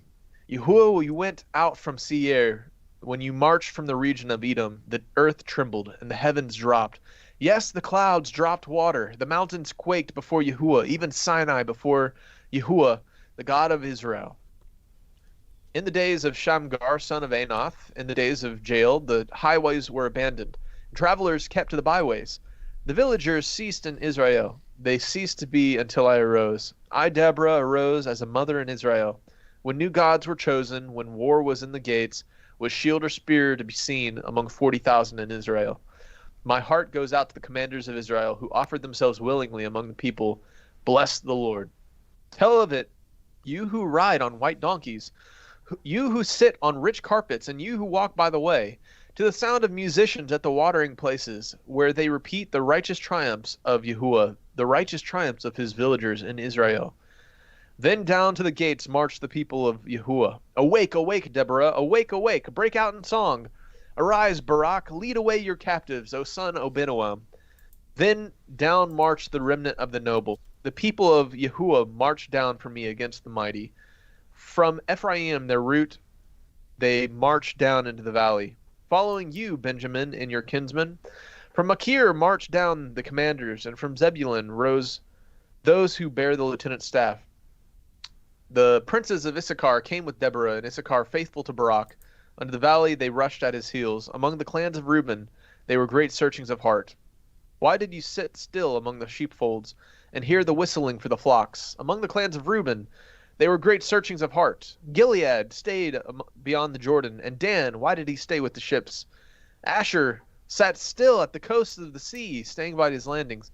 Zebulun is a people who risked their lives to death. Naphtali too, in the heights of the field.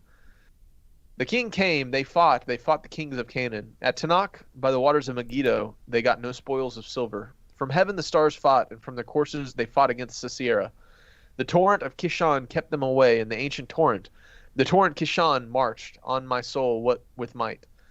Then aloud beat the horses' hoofs with the galloping of his steeds. Curse Meraz, says the angel of Yahuwah. Curse its inhabitants thoroughly, because they did not come to the help of Yahuwah, to the help of Yahuwah against the mighty. Most blessed of women be Jael, the wife of Heber the Kenite, a tent-dwelling woman, most blessed. This must have been a musical. I can't tell where the song ends and where the scriptures begin. Oh man, it keeps going on. There seems like they put the whole album here or something. All right, she sent her hand to the tent peg and her right hand to the workman's mallet. She struck Sisera. She crushed his head. She shattered and pierced his temple. This does seem formatted more like a song. Between her feet, he sank. This is like a this is like a rock song. Between her feet, she sank. He fell. He lay still. Between her feet, he sank. He fell. Where he sank, there he fell. Dead. All right. Out of the window, she peered. The mother of Sisera wailed through the lattice. Why is his chariot so long in coming? Why tarry the hoofbeats of his chariots? Her wisest princess says, answer. Indeed, she answers herself. Have they not found and divided the spoil, a womb or two for every man? Spoil of dyed materials for Sisera. Spoil of dyed materials embroidered. 2 pieces of dyed work embroidered for the neck as spoil. So may all your enemies perish, O Yahuwah. But as your friends be like the sun as he rises in his might. And the land had rest for 40 years. So, there we go. Deborah also falling in line, sing-songing it away. I really couldn't tell, which part was a description and which part was the song, like I said. But have you seen that guy? There's a guy. It just made me laugh. There's a guy on YouTube. His name is Andre Antunes. Have you ever seen him? He usually takes Kenneth Copeland messages and turns them into heavy metal songs. Oh, really? Wow, that sounds pretty. I'll have to check that out. I'll show you just an example of it. Okay. Insured patients may pay as low as $5 for, but he does it for a lot of. He does it for political people and stuff too. But he seems to really focus on Kenneth Copeland a lot. He usually starts off with like.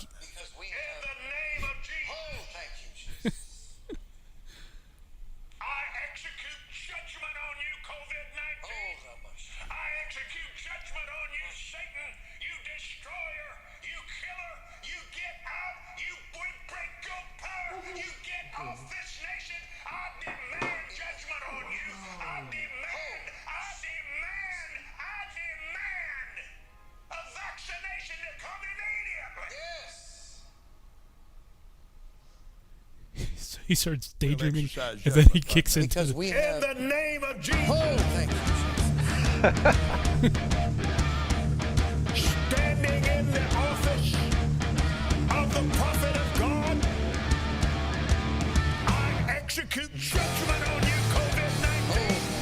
I execute judgment on you, Satan, you destroyer, you killer, you get out, you break your power, you get off this nation.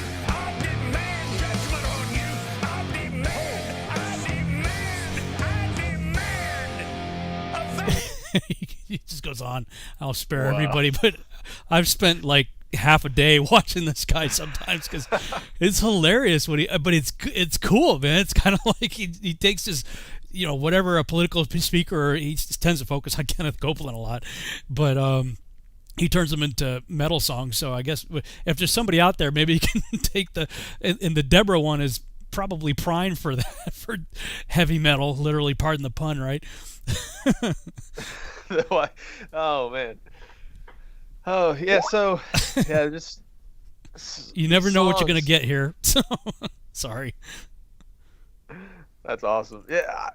Hey man, I think there's a lot about music that cuts through the natural barriers people put up. Whenever you look at the music industry itself, they can sing about some terrible stuff, but as long as it sounds great, people don't mind. In terms of preaching, people automatically, if you're just preaching at somebody or you're just telling them, hey, believe this or think this way, there's a natural defense mechanism that goes up. And they start to have to critically analyze what you're saying. What do I compare this to the doctrines I know? What's my opinion? Do I trust them? But songs and music has this powerful ability to pierce straight to the heart of mankind, pierce through their intellectual ability and to relay a message directly to the heart. And I think it's a powerful tool that unfortunately the church is dropped the ball on some. I kind of get disenfranchised with a lot of modern music, Christian music. A little disappointed, but that's when you have to be like, well, if you don't like what's out there now, why don't you go and make something better? If you can't complain otherwise. Right? Well, that's what it's come down to, and I think that's part of the reason why I may have posted the a Book of Eli in one of it was a 2013 or 14. I don't know if you've seen the movie, but I was I was a missionary at the time, and it was one of the head of the missions organization that told me, knowing that I'm into filmmaking and stuff, this person said, Rob, you got to go see this Book of Eli movie. And I'm like, okay.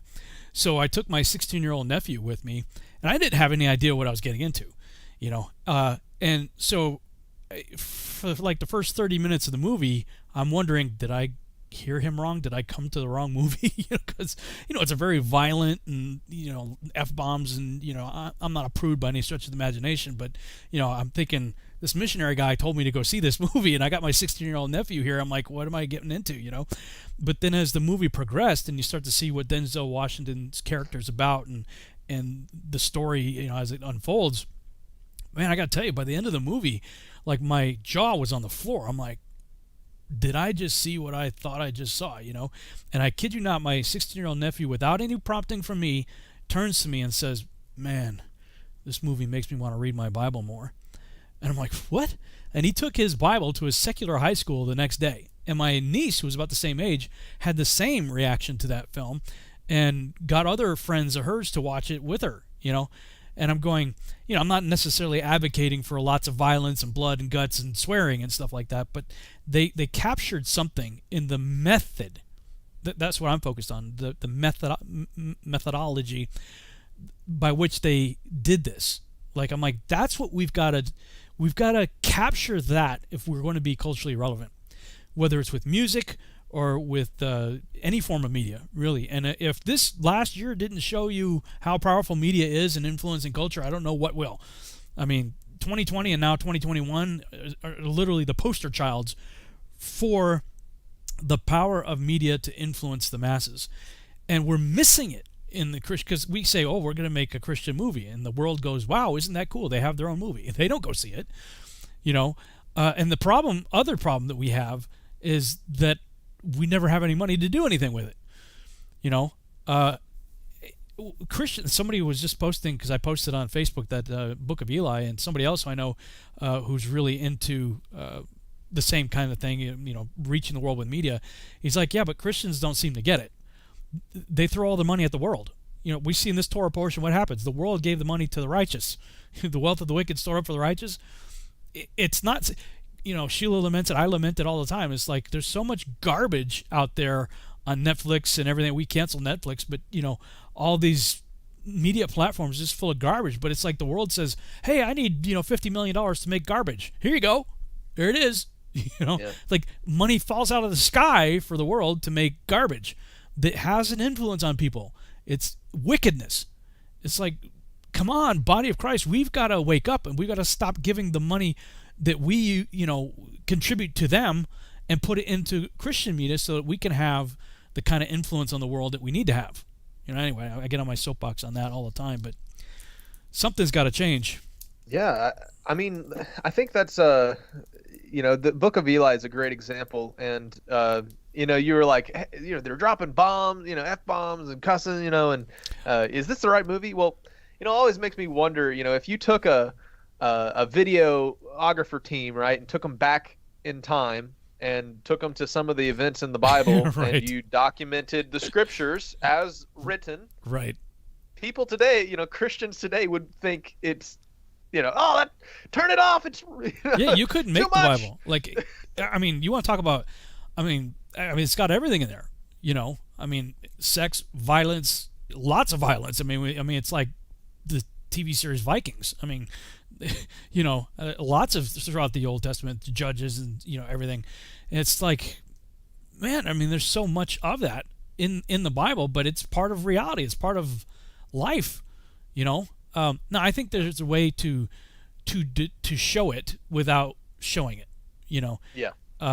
Maybe a PG-13 way of producing it. But I will say this, I have to watch my own tongue. I grew up in New England. The F word is it's an adjective. I've told this story before where I had been a missionary for about 5 years, and I went back to Massachusetts to visit some friends. A friend of mine got honored; his business got honored for Business of the Year, and I was one of the founders that helped him build that business. So he invited me up there for it. And I hadn't seen these guys in a few years. I've been on the mission field, and I get there, and they're like, "Hey, Bob, what have you been up to?" I said, "Oh, yeah, I'm a missionary now. I'm traveling the world doing this." And they're like, "Wow, no FNS, man. That's effing awesome, dude." And I'm like, because I've been this Christian bubble, and then it occurred to me, it's like, these guys don't even know what they just said. They're not cursing you. They just, it's been adopted as part of the vocabulary it's an adjective for everything, and same thing in the military. And so, growing up with over 30 years of that in my life, look, I'm just confessing, it's one of the reasons why I have to wear C-seats, because it becomes an issue. But to be fair, we're the only ones thinking about that. A Christian goes to see Book of Eli, and they're like, "Oh, it's too many F-bombs." The world goes to see it; they don't even hear it. It doesn't. It's like, hello. They don't even hear it. We're the only ones flipping out about it. So anyway. Yeah, I mean, it's just about I think the whole analogy of media and influencing the world can be tied to the very examples of the Messiah's ministry. In the New Testament, is he wasn't just straight flopping out the facts for people and just just preaching at them. He was telling them truths in parables, and it's almost like he was kind of giving us an insight into the best way to reach the masses that don't get it yet, right? Because, like I was saying, whenever you just are preaching at somebody, they automatically have these defense mechanisms come up. Right. But whenever you tell somebody a story, or whenever you tell somebody, you sing them a song, bingo, it opens the door for them to understand the underlying truths that really cut to the heart of the matter. Because it gives them practical examples, it gives them all sorts of things that help them understand a deeper relay of information, right? And I think this is kind of comes back over to this music topic, and our Creator is the Creator, right? He's the one who gives inspiration to who He will, and unfortunately, I think sometimes believers we bury our talents, and then the other side, because they have other ulterior motives, they grab hold of their talents that are also God-given, and they use them for the wrong reasons. Yeah. And there's you talk about breaking down barriers with music and whatnot. One time I was working on as a helicopter mechanic, whenever you did work, you'd have to have your work would be signed off by a technical inspector. So the mechanic would do the job, he'd sign off on it, then you go to the TI, technical inspector, and he'd come and he'd take a look at it, make sure the tolerance is right and everything's buttoned up the way it's supposed to be, and then he would sign it off. Well, this one time the TI came in there, and I was jamming in the hangar to Petra, and there was a song, I think it was on their Beyond Belief album, I think, called "Seen and Not Heard." Seen and Not Heard. Sometimes God's people should be seen and not heard is the chorus of it, but just and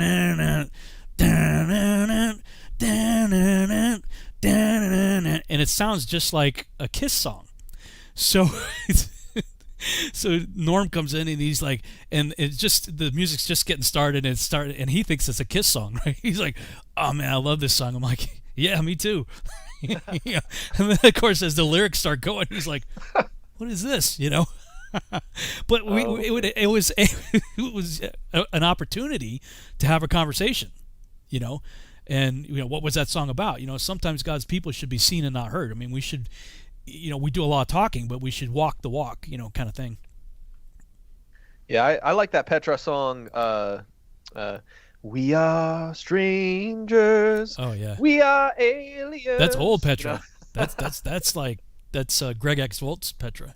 Yeah. Yeah, I had a vinyl album that had that song on it, yeah, passed down to me from my parents. Well, yeah, so that was the main thing I really wanted to focus on. It was just this really did seem to be the Torah portion of triumph and singing praises to the Most High after these difficult times. And you know, keep in mind these people that sing this song of Moses as they exit the land, and all the people, and Miriam grabs the tambourine and praises.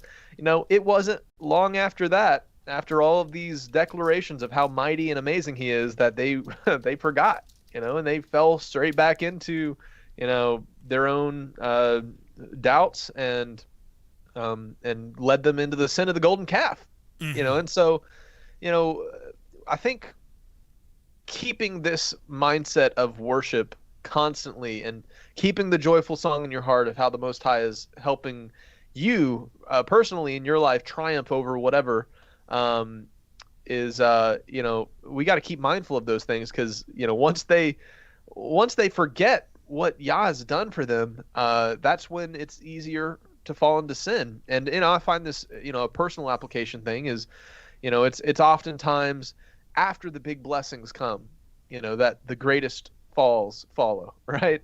It's after you get comfortable, you're like, wow, wow, God's done all this amazing stuff. You know, you're not looking for the blessing anymore. You're not looking to continue on, and that's when you can get tempted the most. And so as long as we keep that mindset of focusing on what he's done and being grateful all the time, you know, we'll be less likely to forget what he's done for us. You know, I wonder if anybody's ever taken the challenge of trying to put the whole Bible to music. In oral tradition, that's usually the way it was done. You know, in numerous different cultures, they would take whatever their historical narrative was that they wanted to pass down, and they would turn it into a song. And it become, you know, these are the kind of things that, look, you could play any 80s song that was on the radio when I grew up, and I will instantly recall it. You know, like I'm an 80s junkie, right? So put on 80s, and usually when I get a rental car or something, if I'm out traveling around, that's the first thing I do is see if they got XM radio and they got 80s on 8 or whatever, and I'll turn it on there, and I know every song. I mean, there's got to be thousands of songs that I know verbatim by the music, you know. Like, what if we could do that, if we could commit to memory? I mean, think about it. How many songs do you know by heart, right? As soon as it comes on, you know every line. Yeah. If we could actually, I mean, I guess that explains the Psalms, you know, for one thing. You know, David was singing those things, but I just wonder if anybody's ever taken to the challenge to doing that. And if you do it, please don't just do it to, you know, no offense to pianos or anything like that, but like that was the thing, you know, going to Baptist church that I went to, you know, piano music, I'm like, oh God, I can't deal with it, you know. I mean, the older generation's fine, that's your thing or whatever, but like I need to move, like I need something that gets my self going. I don't want to go to sleep here, you know. And if you do go by piano music, put some synths on there. Put something in there to put a beat in there or something, you know. In fact, when I was in the military and when I went to flight school, I applied myself in high school, but I usually didn't do my homework. I never did my homework, and because my argument was, why do I need to do homework? I was acing the test. I was getting A's and B's on my tests. So the purpose of homework is supposedly to help solidify whatever you learned in class so that you could do well on your test. And I'm like, I'm already doing well on the test, so what do I need to do my homework for? So I was constantly, if I got a B, it's because they marked 10 points off my score because I didn't do my homework, you know. But because of that, I didn't really develop good study habits. So when I went to flight school, and the first week we were there, they marched us down to this hangar and they give us a footlocker full of books, a big footlocker full of manuals, and this was going to be our curriculum for 4 months. And I'm looking at these manuals, you know, it's biomedical, it's everything, aerodynamics, you know, the principles of flight and avionics and weather and how the eye works and all kinds of stuff, you know, in there. And I'm looking at this footlocker full of books, and I'm thinking, I've never read this much in my entire life. Never mind, in 4 months, we're going to go through this. So the only way I got through flight school, and I actually ended up graduating top of my class, but the way I did it was I had some movie soundtracks on audio cassette that I had with me, and so I would literally read my notes to the Wrath of Khan soundtrack, Star Trek II soundtrack, and record myself reading my notes to the Wrath of Khan music, and then I would listen back the Wrath of Khan music with my notes, and then I would just listen to the Wrath of Khan music, and I would have instant recall of my notes, like the same way you do with a song. You know, that's the only way I got through flight school, is like I'm going to make my notes into music because I learn and retain well with music.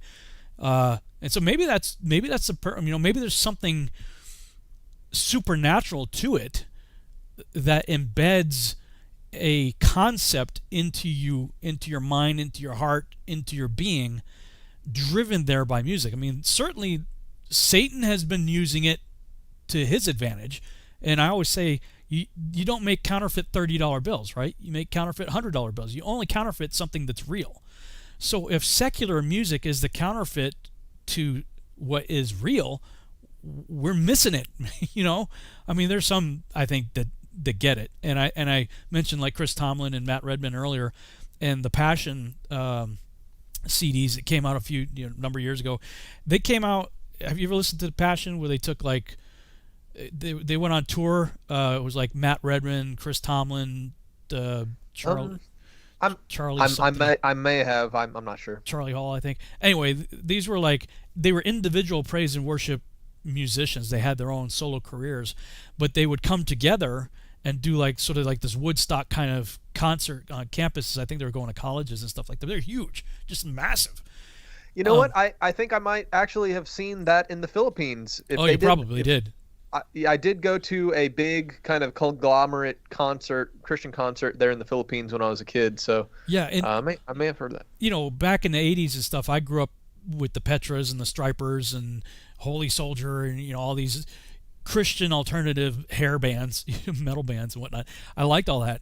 And those were Christian themed songs that talked about, you know, biblical living and stuff like that, and sometimes biblical themes. But differentiated that type of music, which I still enjoy, with the music that the Passion groups were doing. They were sort of doing a return to Davidic style praise and worship music, and I enjoyed sort of the headbanging, you know, excitement of the Striper Petra type music, but there was a difference in that to what I was gaining from the let's say the Passion or like the stuff by Jeremy Camp, who you know, he was going through a crucible in his life about the same time I was, you know, back in 2001, 2002. And he was writing from the, you know, his music was very much like the Psalms.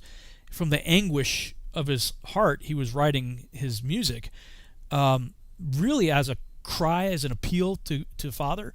Help me, I'm hurting here, and praise you, thank you for what you're doing, you know, that kind of vibe. And I think that was very powerful at the time. And I have to think that it was that season from, I want to say from about 2000, 2001 until to about 2009, 2010, by that 10-year time period of that return to Davidic praise and worship. It says Yahuwah inhabits the praises of his people. That as so many Christians especially were singing that, you know, the Petra stuff is great, you're kind of singing to yourself or whatever. The other music is different. You're singing to him. You're singing praise directly to him. That I have to believe that was part of what brought about what I call now the Ephraim Awakening. That was just an explosion. After 10 years of that, there was this explosion of that map that I showed at the beginning of the broadcast. People all over the world returning to, as it says above us, right above us, getting back to basics here.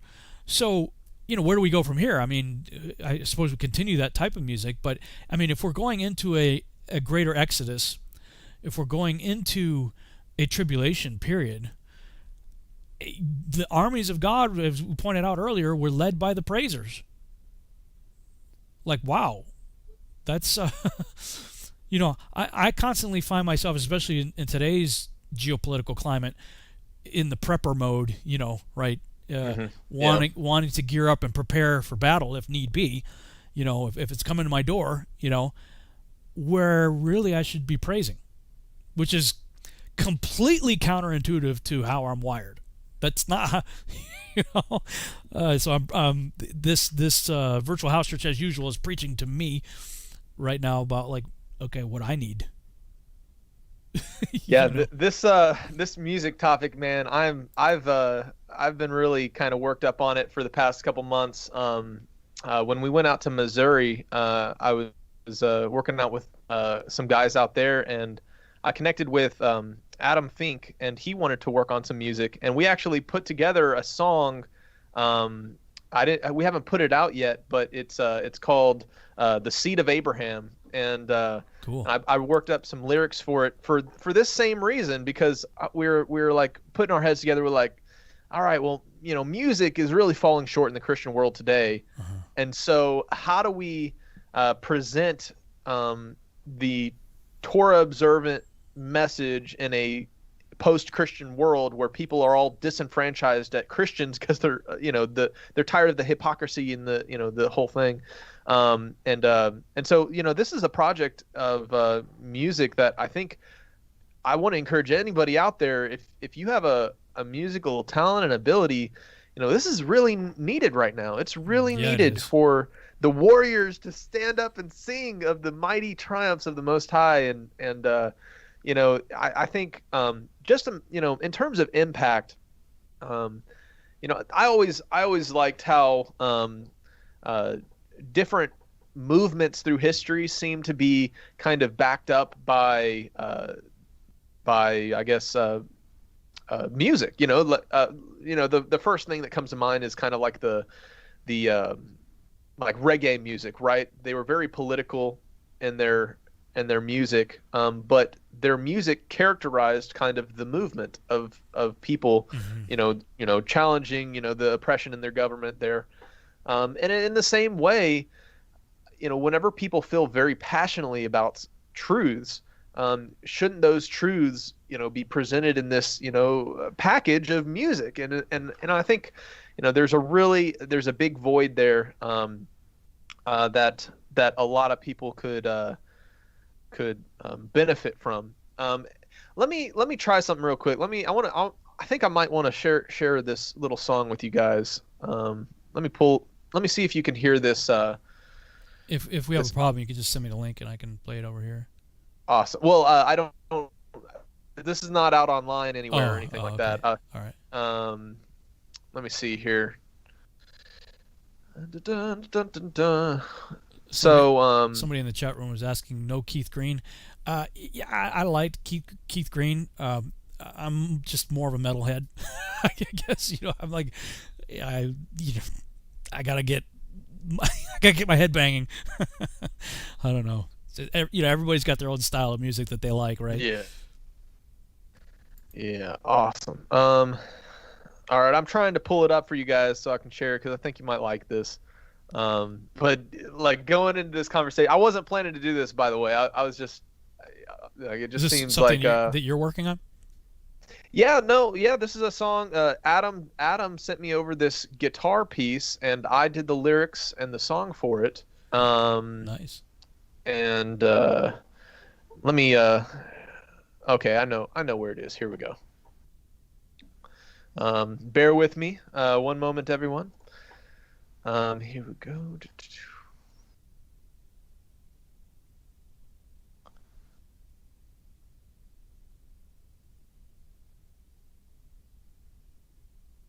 Okay, so can you hear this? No. Okay. Can't hear that. Are you running through a mixer? Yes. You might change your computer settings, your sound settings to whatever is it a USB mixer?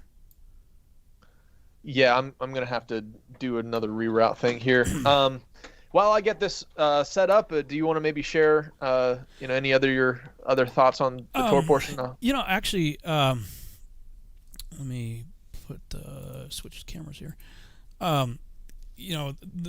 the workbooks have a lot of room for you to take notes and highlight and stuff. And I was just going through the notes that I did, over the last few years on this portion. I had a whole lot of this one highlighted and underlined and notes and stuff like that. And in chapter 13, I'll just kind of go through my notes while you're going through that. But in chapter 13, I was where it talks about, and it came to pass when Pharaoh had let the people go that God led them not through the way of the land of the Philistines, although that was near.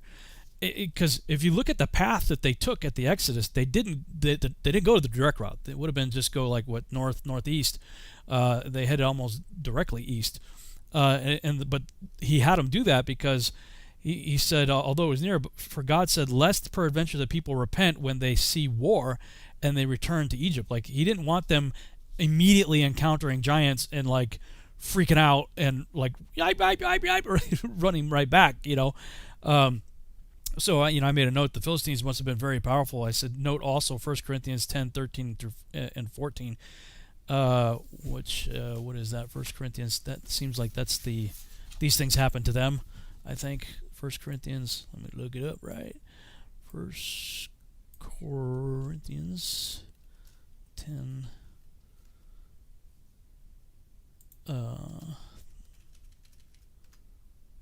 13, 14. 1 Corinthians 10, 13 and 14.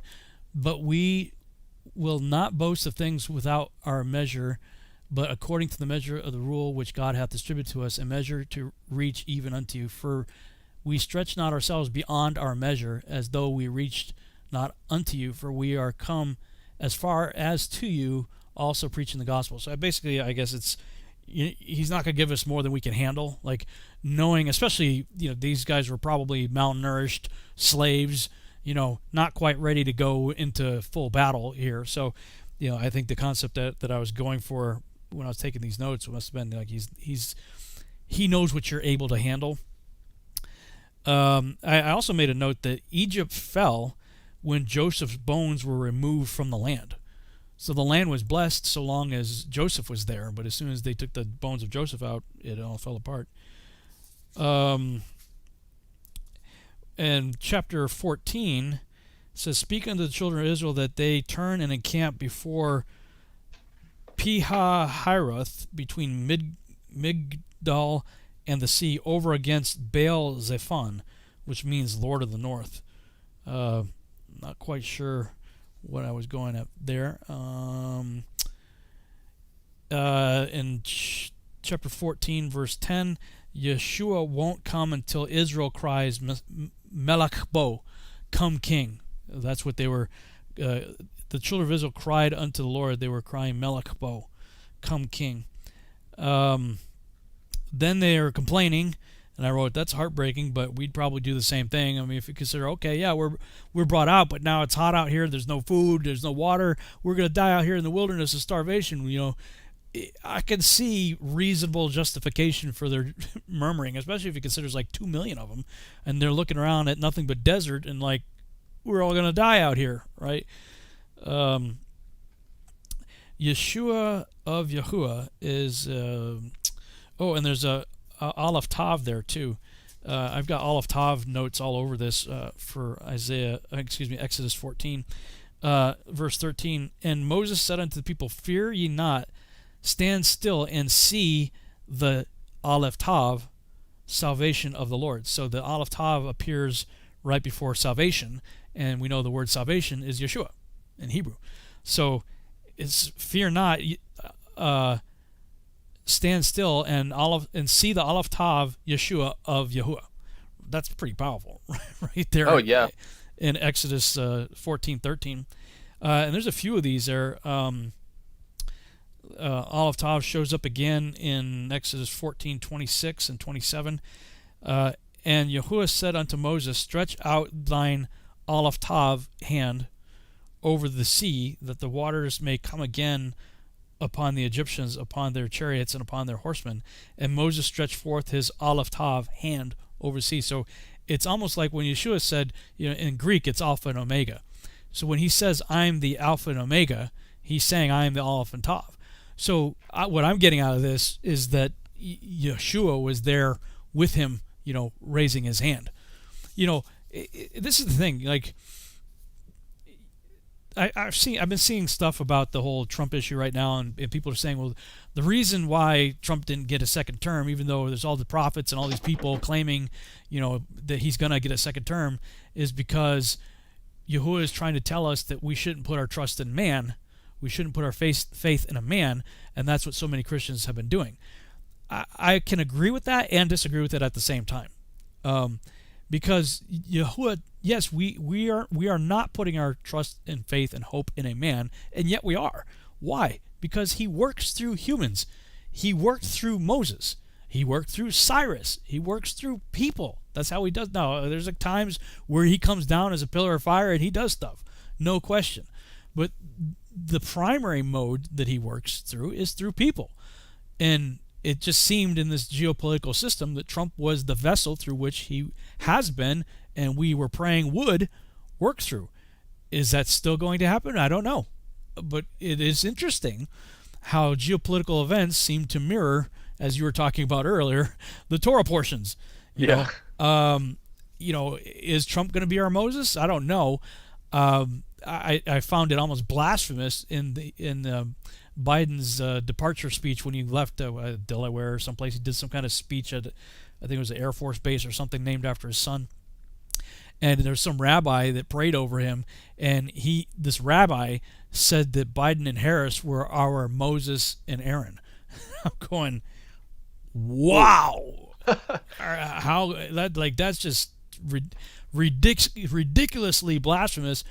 But if anybody's been paying attention to geopolitical events and what's happening in this country in particular, and the 30-something executive orders that, I'm just going to say B-boy, has signed in 1 week, and how horrific they all are, clearly he's not playing the part of Moses.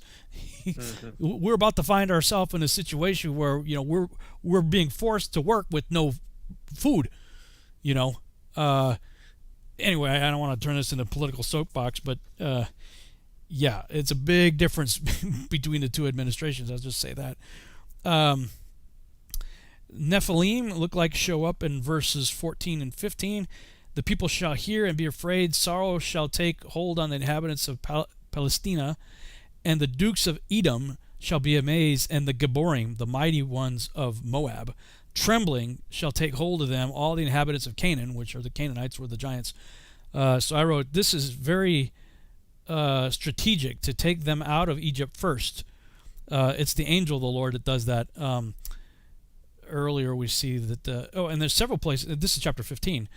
In verse 3, chapter 15, verse 3, Yahuwah is a man of war. Yahuwah is his name. So he's like, they're setting the stage right. Okay, yes, we're going to battle, but he's their commander-in-chief. Yahuwah is. And verse 6, 15:6, thy right hand, O Yahuwah, is become glorious in power. Thy right hand, O Yahuwah, hath dashed in pieces the enemy. And there's a blog, I'll put a link in the show notes for this. This is one of the Torah portions that got me thinking along these lines. How do we understand the Godhead, right? Father, Son, and Holy Spirit. I do believe that there is a Father, there is a Son, there is a Holy Spirit. This is three that are one. That's unity. So you have a tri-unity. That is about as far as I'll take my definition of the Trinity. I do not subscribe to the Trinity by the definition given to us by a mythical worshiper under pain of death. That is the standard Christian dogma today. And one of the things that got me kind of off of that page was this study right here. The right hand of Yahuwah is salvation, is Yeshua. And I'll put this link in the chat room. I'm not going to read it because there's a lot of information here. But suffice it to say, I came to believe, to just accept what the scriptures say. It says that his right hand is his Yeshua. And Yahuwah's name, Yod He Vav He, the letter meanings of the name mean, behold the hand, behold the nail. Well, what hand had a nail in it? How many, these are all the references. This is a long blog, so I'm not going to read through all this. But these are all the reasons why, and looking at the letter meaning of the word Yeshua, the Yod Shin Vav Ein, doing the same thing like with the name of Yahuwah, Yod He Vav He, behold the hand, behold the nail. or Yod, Hey. So Yod is hand, Hey is behold, Vav is nail, and Hey is behold. So hand, behold, nail, behold. Yod Shin Vav Ein means the hand, or can mean, the hand that destroys the establishment of the eye. And that's why I put a little X through the all-seeing eye in the back of the dollar bill, that he's the hand that pokes out the eye of the Illuminati right there. But, I mean, here's all these references, starting really the first time here in the Torah, Exodus 15:6. Thy right hand, O Yahuwah, is become glorious in power. Thy right hand, O Yahuwah, hath dashed in pieces the enemy. And we see all these other references to his mighty right hand being his salvation. In Isaiah, behold, God Elohim is my salvation. Yeshua, I will trust and not be afraid, for the Yahuwah is my strength and my song. He has also become my Yeshua. Victorious right hand, Isaiah 41:10. Anyway, you can read through all this on your own if you want to, but that was where I began to come off the page of the standard Trinitarian doctrine and just believe what the scriptures say, that Yeshua is the physical right hand of the Father, and that the Holy Spirit is the physical breath, wind, spirit of the Father. It's all one. I mean, Hero Israel, Yahuwah is one. Okay. I'm just going to say amen. I agree. So this was one of the Torah portions that got me thinking along those lines, quite some time ago. Let's see here. I put survival key, Exodus 15:26, and said, if, conditional, if thou wilt diligently hearken to the voice of Yahuwah thy God, and wilt do that which is right in his sight, and will give ear to his commandments, and keep his statutes, I will put none of these diseases upon you, which I have brought upon the Egyptians, for I am Yahuwah that heals thee. And they came to Elim, where there were 12 wells of oil. Okay, this is another note right there. But anyway, that's the key to our survival. If we are going into a second Exodus, a key a tribulation period type of thing. Let me see, what else did I have? 16. The church is there in chapter 16, verse 1. All the congregation, I forget the Hebrew word that's used there, but that's the same Hebrew word that is translated in the Greek word for called out ones for the church. So the congregation is all over the place in chapter 16. The word congregation there. I think that's about it. I mean, I've got lots of highlights and other things here, but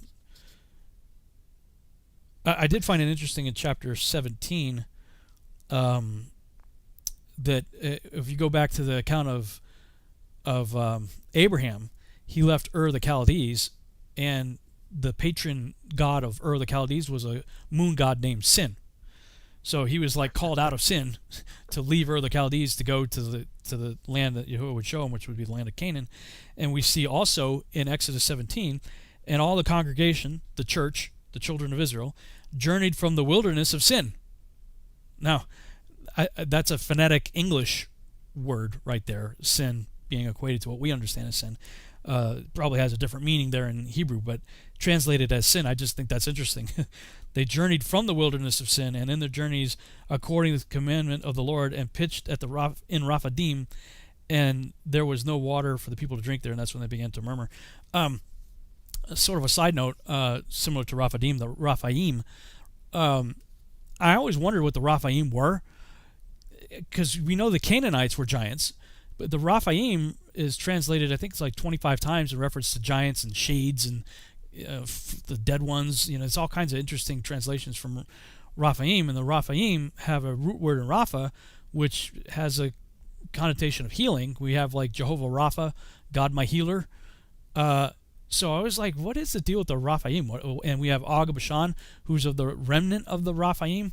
And some who believe in multiple incursions want to say that the Raphaim are another breed, essentially, of Nephilim, which I've always struggled with that. I'm like, I don't see it, because we have the inhabitants of the land referring to the Nephilim by different titles.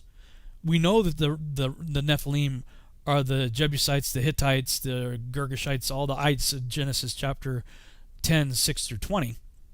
Those are the ones that were slated for utter destruction time and time again by the Israelites. But every now and then you get these other ones like Zuzim and Zamzumim and other titles, but we find out that that's what they are. Those are titles that the people of the land gave them, and those titles have meaning, like the roving creatures or the horrible ones or the terrors, and those are titles that they gave to them. Well, I don't know if you caught the show that I did with Dr. Judd Burton, just recently posted last week, and he, through an interesting study that he's done, has come to the understanding that looking at the word for king that is used in something like 78, I think he said 70 something different languages, has a root that traces back to the same root for Raphaim. So his conclusion is that the Raphaim were simply the royalty of the Nephilim. So you could have a Canaanite that is a giant of the line of Canaan, but he's a king or a prince, he would be considered a Raphaim. So Raphaim was simply the title for the royalty of the Nephilim. I was like, dude, that like solves so much. I've been struggling with that for like 10 years now. Now I'm like, oh, I get it. And that's why it says that Aga Bashan, who was a king, was of the remnant, the last of the kingly lines at that time of the Nephilim. So, kind of cool insight. Anyway, that's all the notes that I had, some of the insights from previous years of my studies on this. Did you find what you were? Somebody in the chat said, did you study out Beshalach and the whole back and forth of Pharaoh and Moshe with this word in previous portions is a fascinating study. I don't think so. Yeah, that sounds interesting, though. I don't... doesn't sound familiar. Doesn't... I don't think so. I'll have to look into that, the back and forth. I wasn't able to get the music to come through on my mixer over here, but if you guys still want, I can sing you this song. Yeah, let's do it. So I'm only doing this because I was so pumped up about this Song of Moses, and believers need to have music, and then I was like, man, now I got to share the songs that I'm working on because I'm putting myself on the spot. So anyways, that's why I'm doing this, because I feel like I up talked it too much, and now I got to show that go and do it. Okay, so here's this is shout out to Adam Fink. He's done the music part of this, and eventually we'll have it put out for people to listen to. So okay, here it goes. We used to hear of the promises that Elohim spoke to Abraham. Yet here we are in a distant land. Our heritage is like sifting sand. Who are we but the distant seed of our forefather, whom you showed mercy? So remember us in your promises and restore to us your inheritance. Receive us again, just the distant seed of Father Abraham, tossed about the ocean of people who have forgotten your master plan to make a mighty nation that'll follow you and your lasting truth, Yah of Abraham. Receive us again, Yahuwah Yasha, Yahuwah Yasha, Yahuwah Yasha, Yahuwah Yasha, Yahuwah Yasha, Yahuwah Yasha, Yahuwah Yasha, Yahuwah Yasha. So call to him from the earth sinned and repent from sin, and just listen in. Our ignorance has been shed at last. Now we seek out all of the ancient paths. You split the sea and make the blind to see. You are the mighty El and great in mercy, great in mercy. Yahuwah Yasha, Yahuwah Yasha, Yahuwah Yasha, Yahuwah Yasha. You make the donkey talk and the lame to walk. Yah of Israel, receive us still. All right. That's awesome, man. So yeah. Anyways, we'll put out an actual song here soon once we get it work together. But yeah, right on, dude.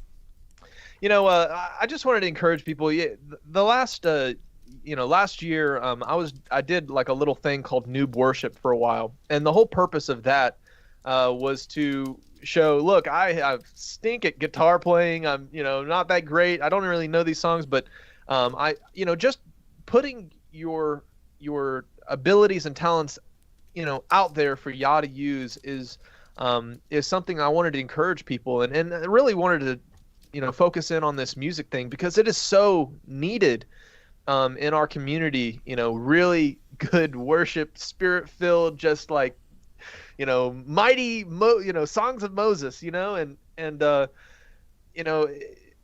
it doesn't just have to be one person. The more people, the merrier. And whether you think you have the ability or you're ready, just trust the Most High and step out and start using your talents and abilities for Him. And I think that's it's partially tied to the parable of the talents, right? Yah gives, there's this parable of the talents, right? The people that buried their talent, right? They were facing judgment for the master when he came to collect, what they had done with the talent. But if you take your talents that he has given you and you invest them, you'll get, returns on that you can put before the feet of the Most High. And for a lot of my life, I realized that I didn't do things openly, or I didn't put things out there because I was worried about what people would think. But whenever you come to the understanding that serving the Most High and doing things in His name for Him and His glory can be the most emboldening thing out there, and I just, let's all start singing songs of Moses and songs of the Lamb. Let's do it. Yeah, right on. Absolutely. Well, any other comments on the Torah portion or on the prophets or New Testament? Yeah, well, that's pretty much all the main points. This is just the wrap up of the whole drama period between the children of Israel in Egypt and them finally seeing the fruition of the prophecies that they had been hearing for years and years. Of this coming, Moses figure, right? I talked about that last time, pointing out in Jasher how Miriam actually was prophesying of Moses' role, and all these people were waiting for the Most High to deliver them as He had promised, and even to the point where some of them were jumping the gun, like the tribes of Ephraim that took up the sword, and they ended up all dying in the desert, because they hadn't waited for the amazing, miraculous deliverance that Yah had promised them on the back end of things. And so, no matter what's going on in the world, let's wait for the deliverance of the Most High, and just keep our faith on Him and walk that narrow, righteous path. And there's a lot of promises that come along with that. Yeah, right on.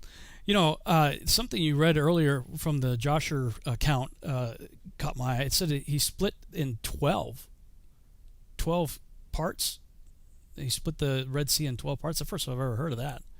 Yeah, that was really interesting. Oh, that would kind of make a little bit of sense, though. Yeah, I mean, I don't know if it's true or not. Because if we're trying to move 2 million people across that land bridge, let me bring up the study notes page again. That's pretty massive.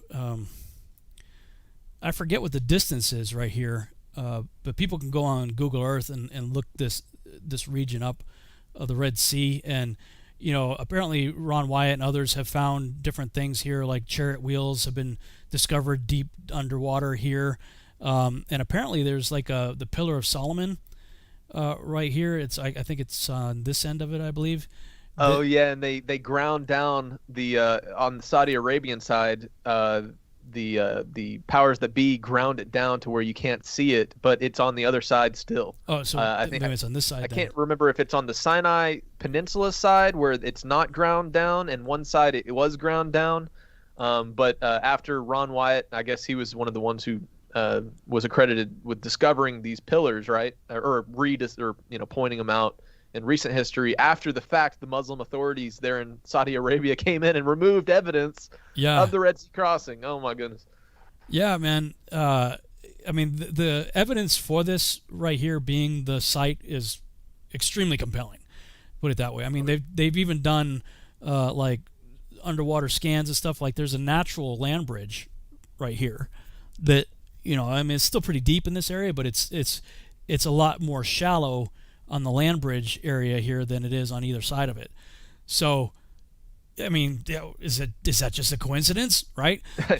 Did you ever see Michael Rood's Red Sea crossing video where they showed the coral encrusted chariot wheels? I haven't seen his presentation, but I've seen lots of videos on that. In fact, there's one video right here already on the show page that talks about some of that right there.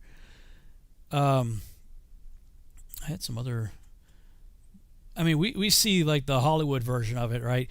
Even that's still impressive, though. Yeah. I mean, if you imagine there's 2 million people, whether he split it up into 12 different splits or one big one, you got to move a lot of people through a vast difference here or distance here. I mean, and you're thinking women, children, animals, old people, carts.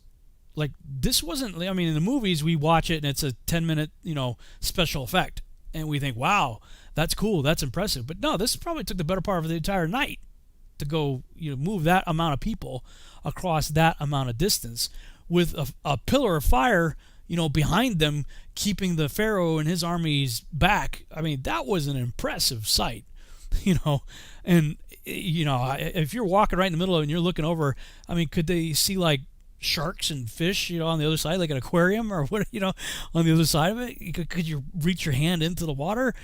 You got to know, like, if I was walking through here, that's what I'd have been doing. First of all, I've been completely floored by the spectacle. Like, wow, this is incredible. But I'd have been looking in the water there too, like put my hand in there and. Yeah, I love that scene in the Prince of Egypt DreamWorks film where the whale, like, swims by and the little girl's like looking up at it like, whoa. Yeah, that's kind of the way I would have been.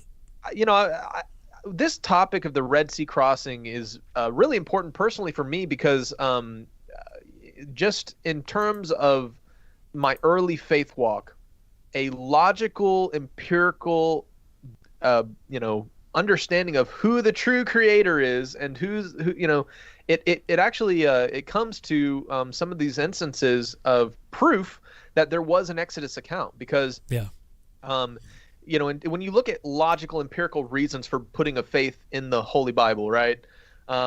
You have all these different conflicting reports from archaeologists and that's why documentaries like Patterns of Evidence were amazing for really kind of solidifying the, like, okay, so let's break it down this way. If we want to have not just a erroneous faith, but rather a faith that's based on empirical things, like I'm talking about ministering to somebody who was an atheist once or something like that. You want to have evidence. You want to have reasons why you put faith in the Bible versus faith in, the Hindu texts or this other book or this book here. But when I looked at the Exodus account and some of these examples of like actual markers showing the crossing of the Red Sea and the chariot encrusted wheels, along the seafloor there, supposedly there's a golden wheel of Pharaoh that was in some of those documentaries I watched. But, it really does give you a baseline because if the God that brought the children of Israel out of Egypt is the true creator and he is the God of heaven and earth, then we'll see evidence and proof of his manifestation and workings, playing out in the real world historical, record, right? And so, seeing evidence of the Red Sea crossing, seeing evidence of the mountain burned to a crisp there in Saudi Arabia, seeing, evidence of the possible resting place of Noah's Ark and all these different things at the split rock, that Moses hit with his stick, right?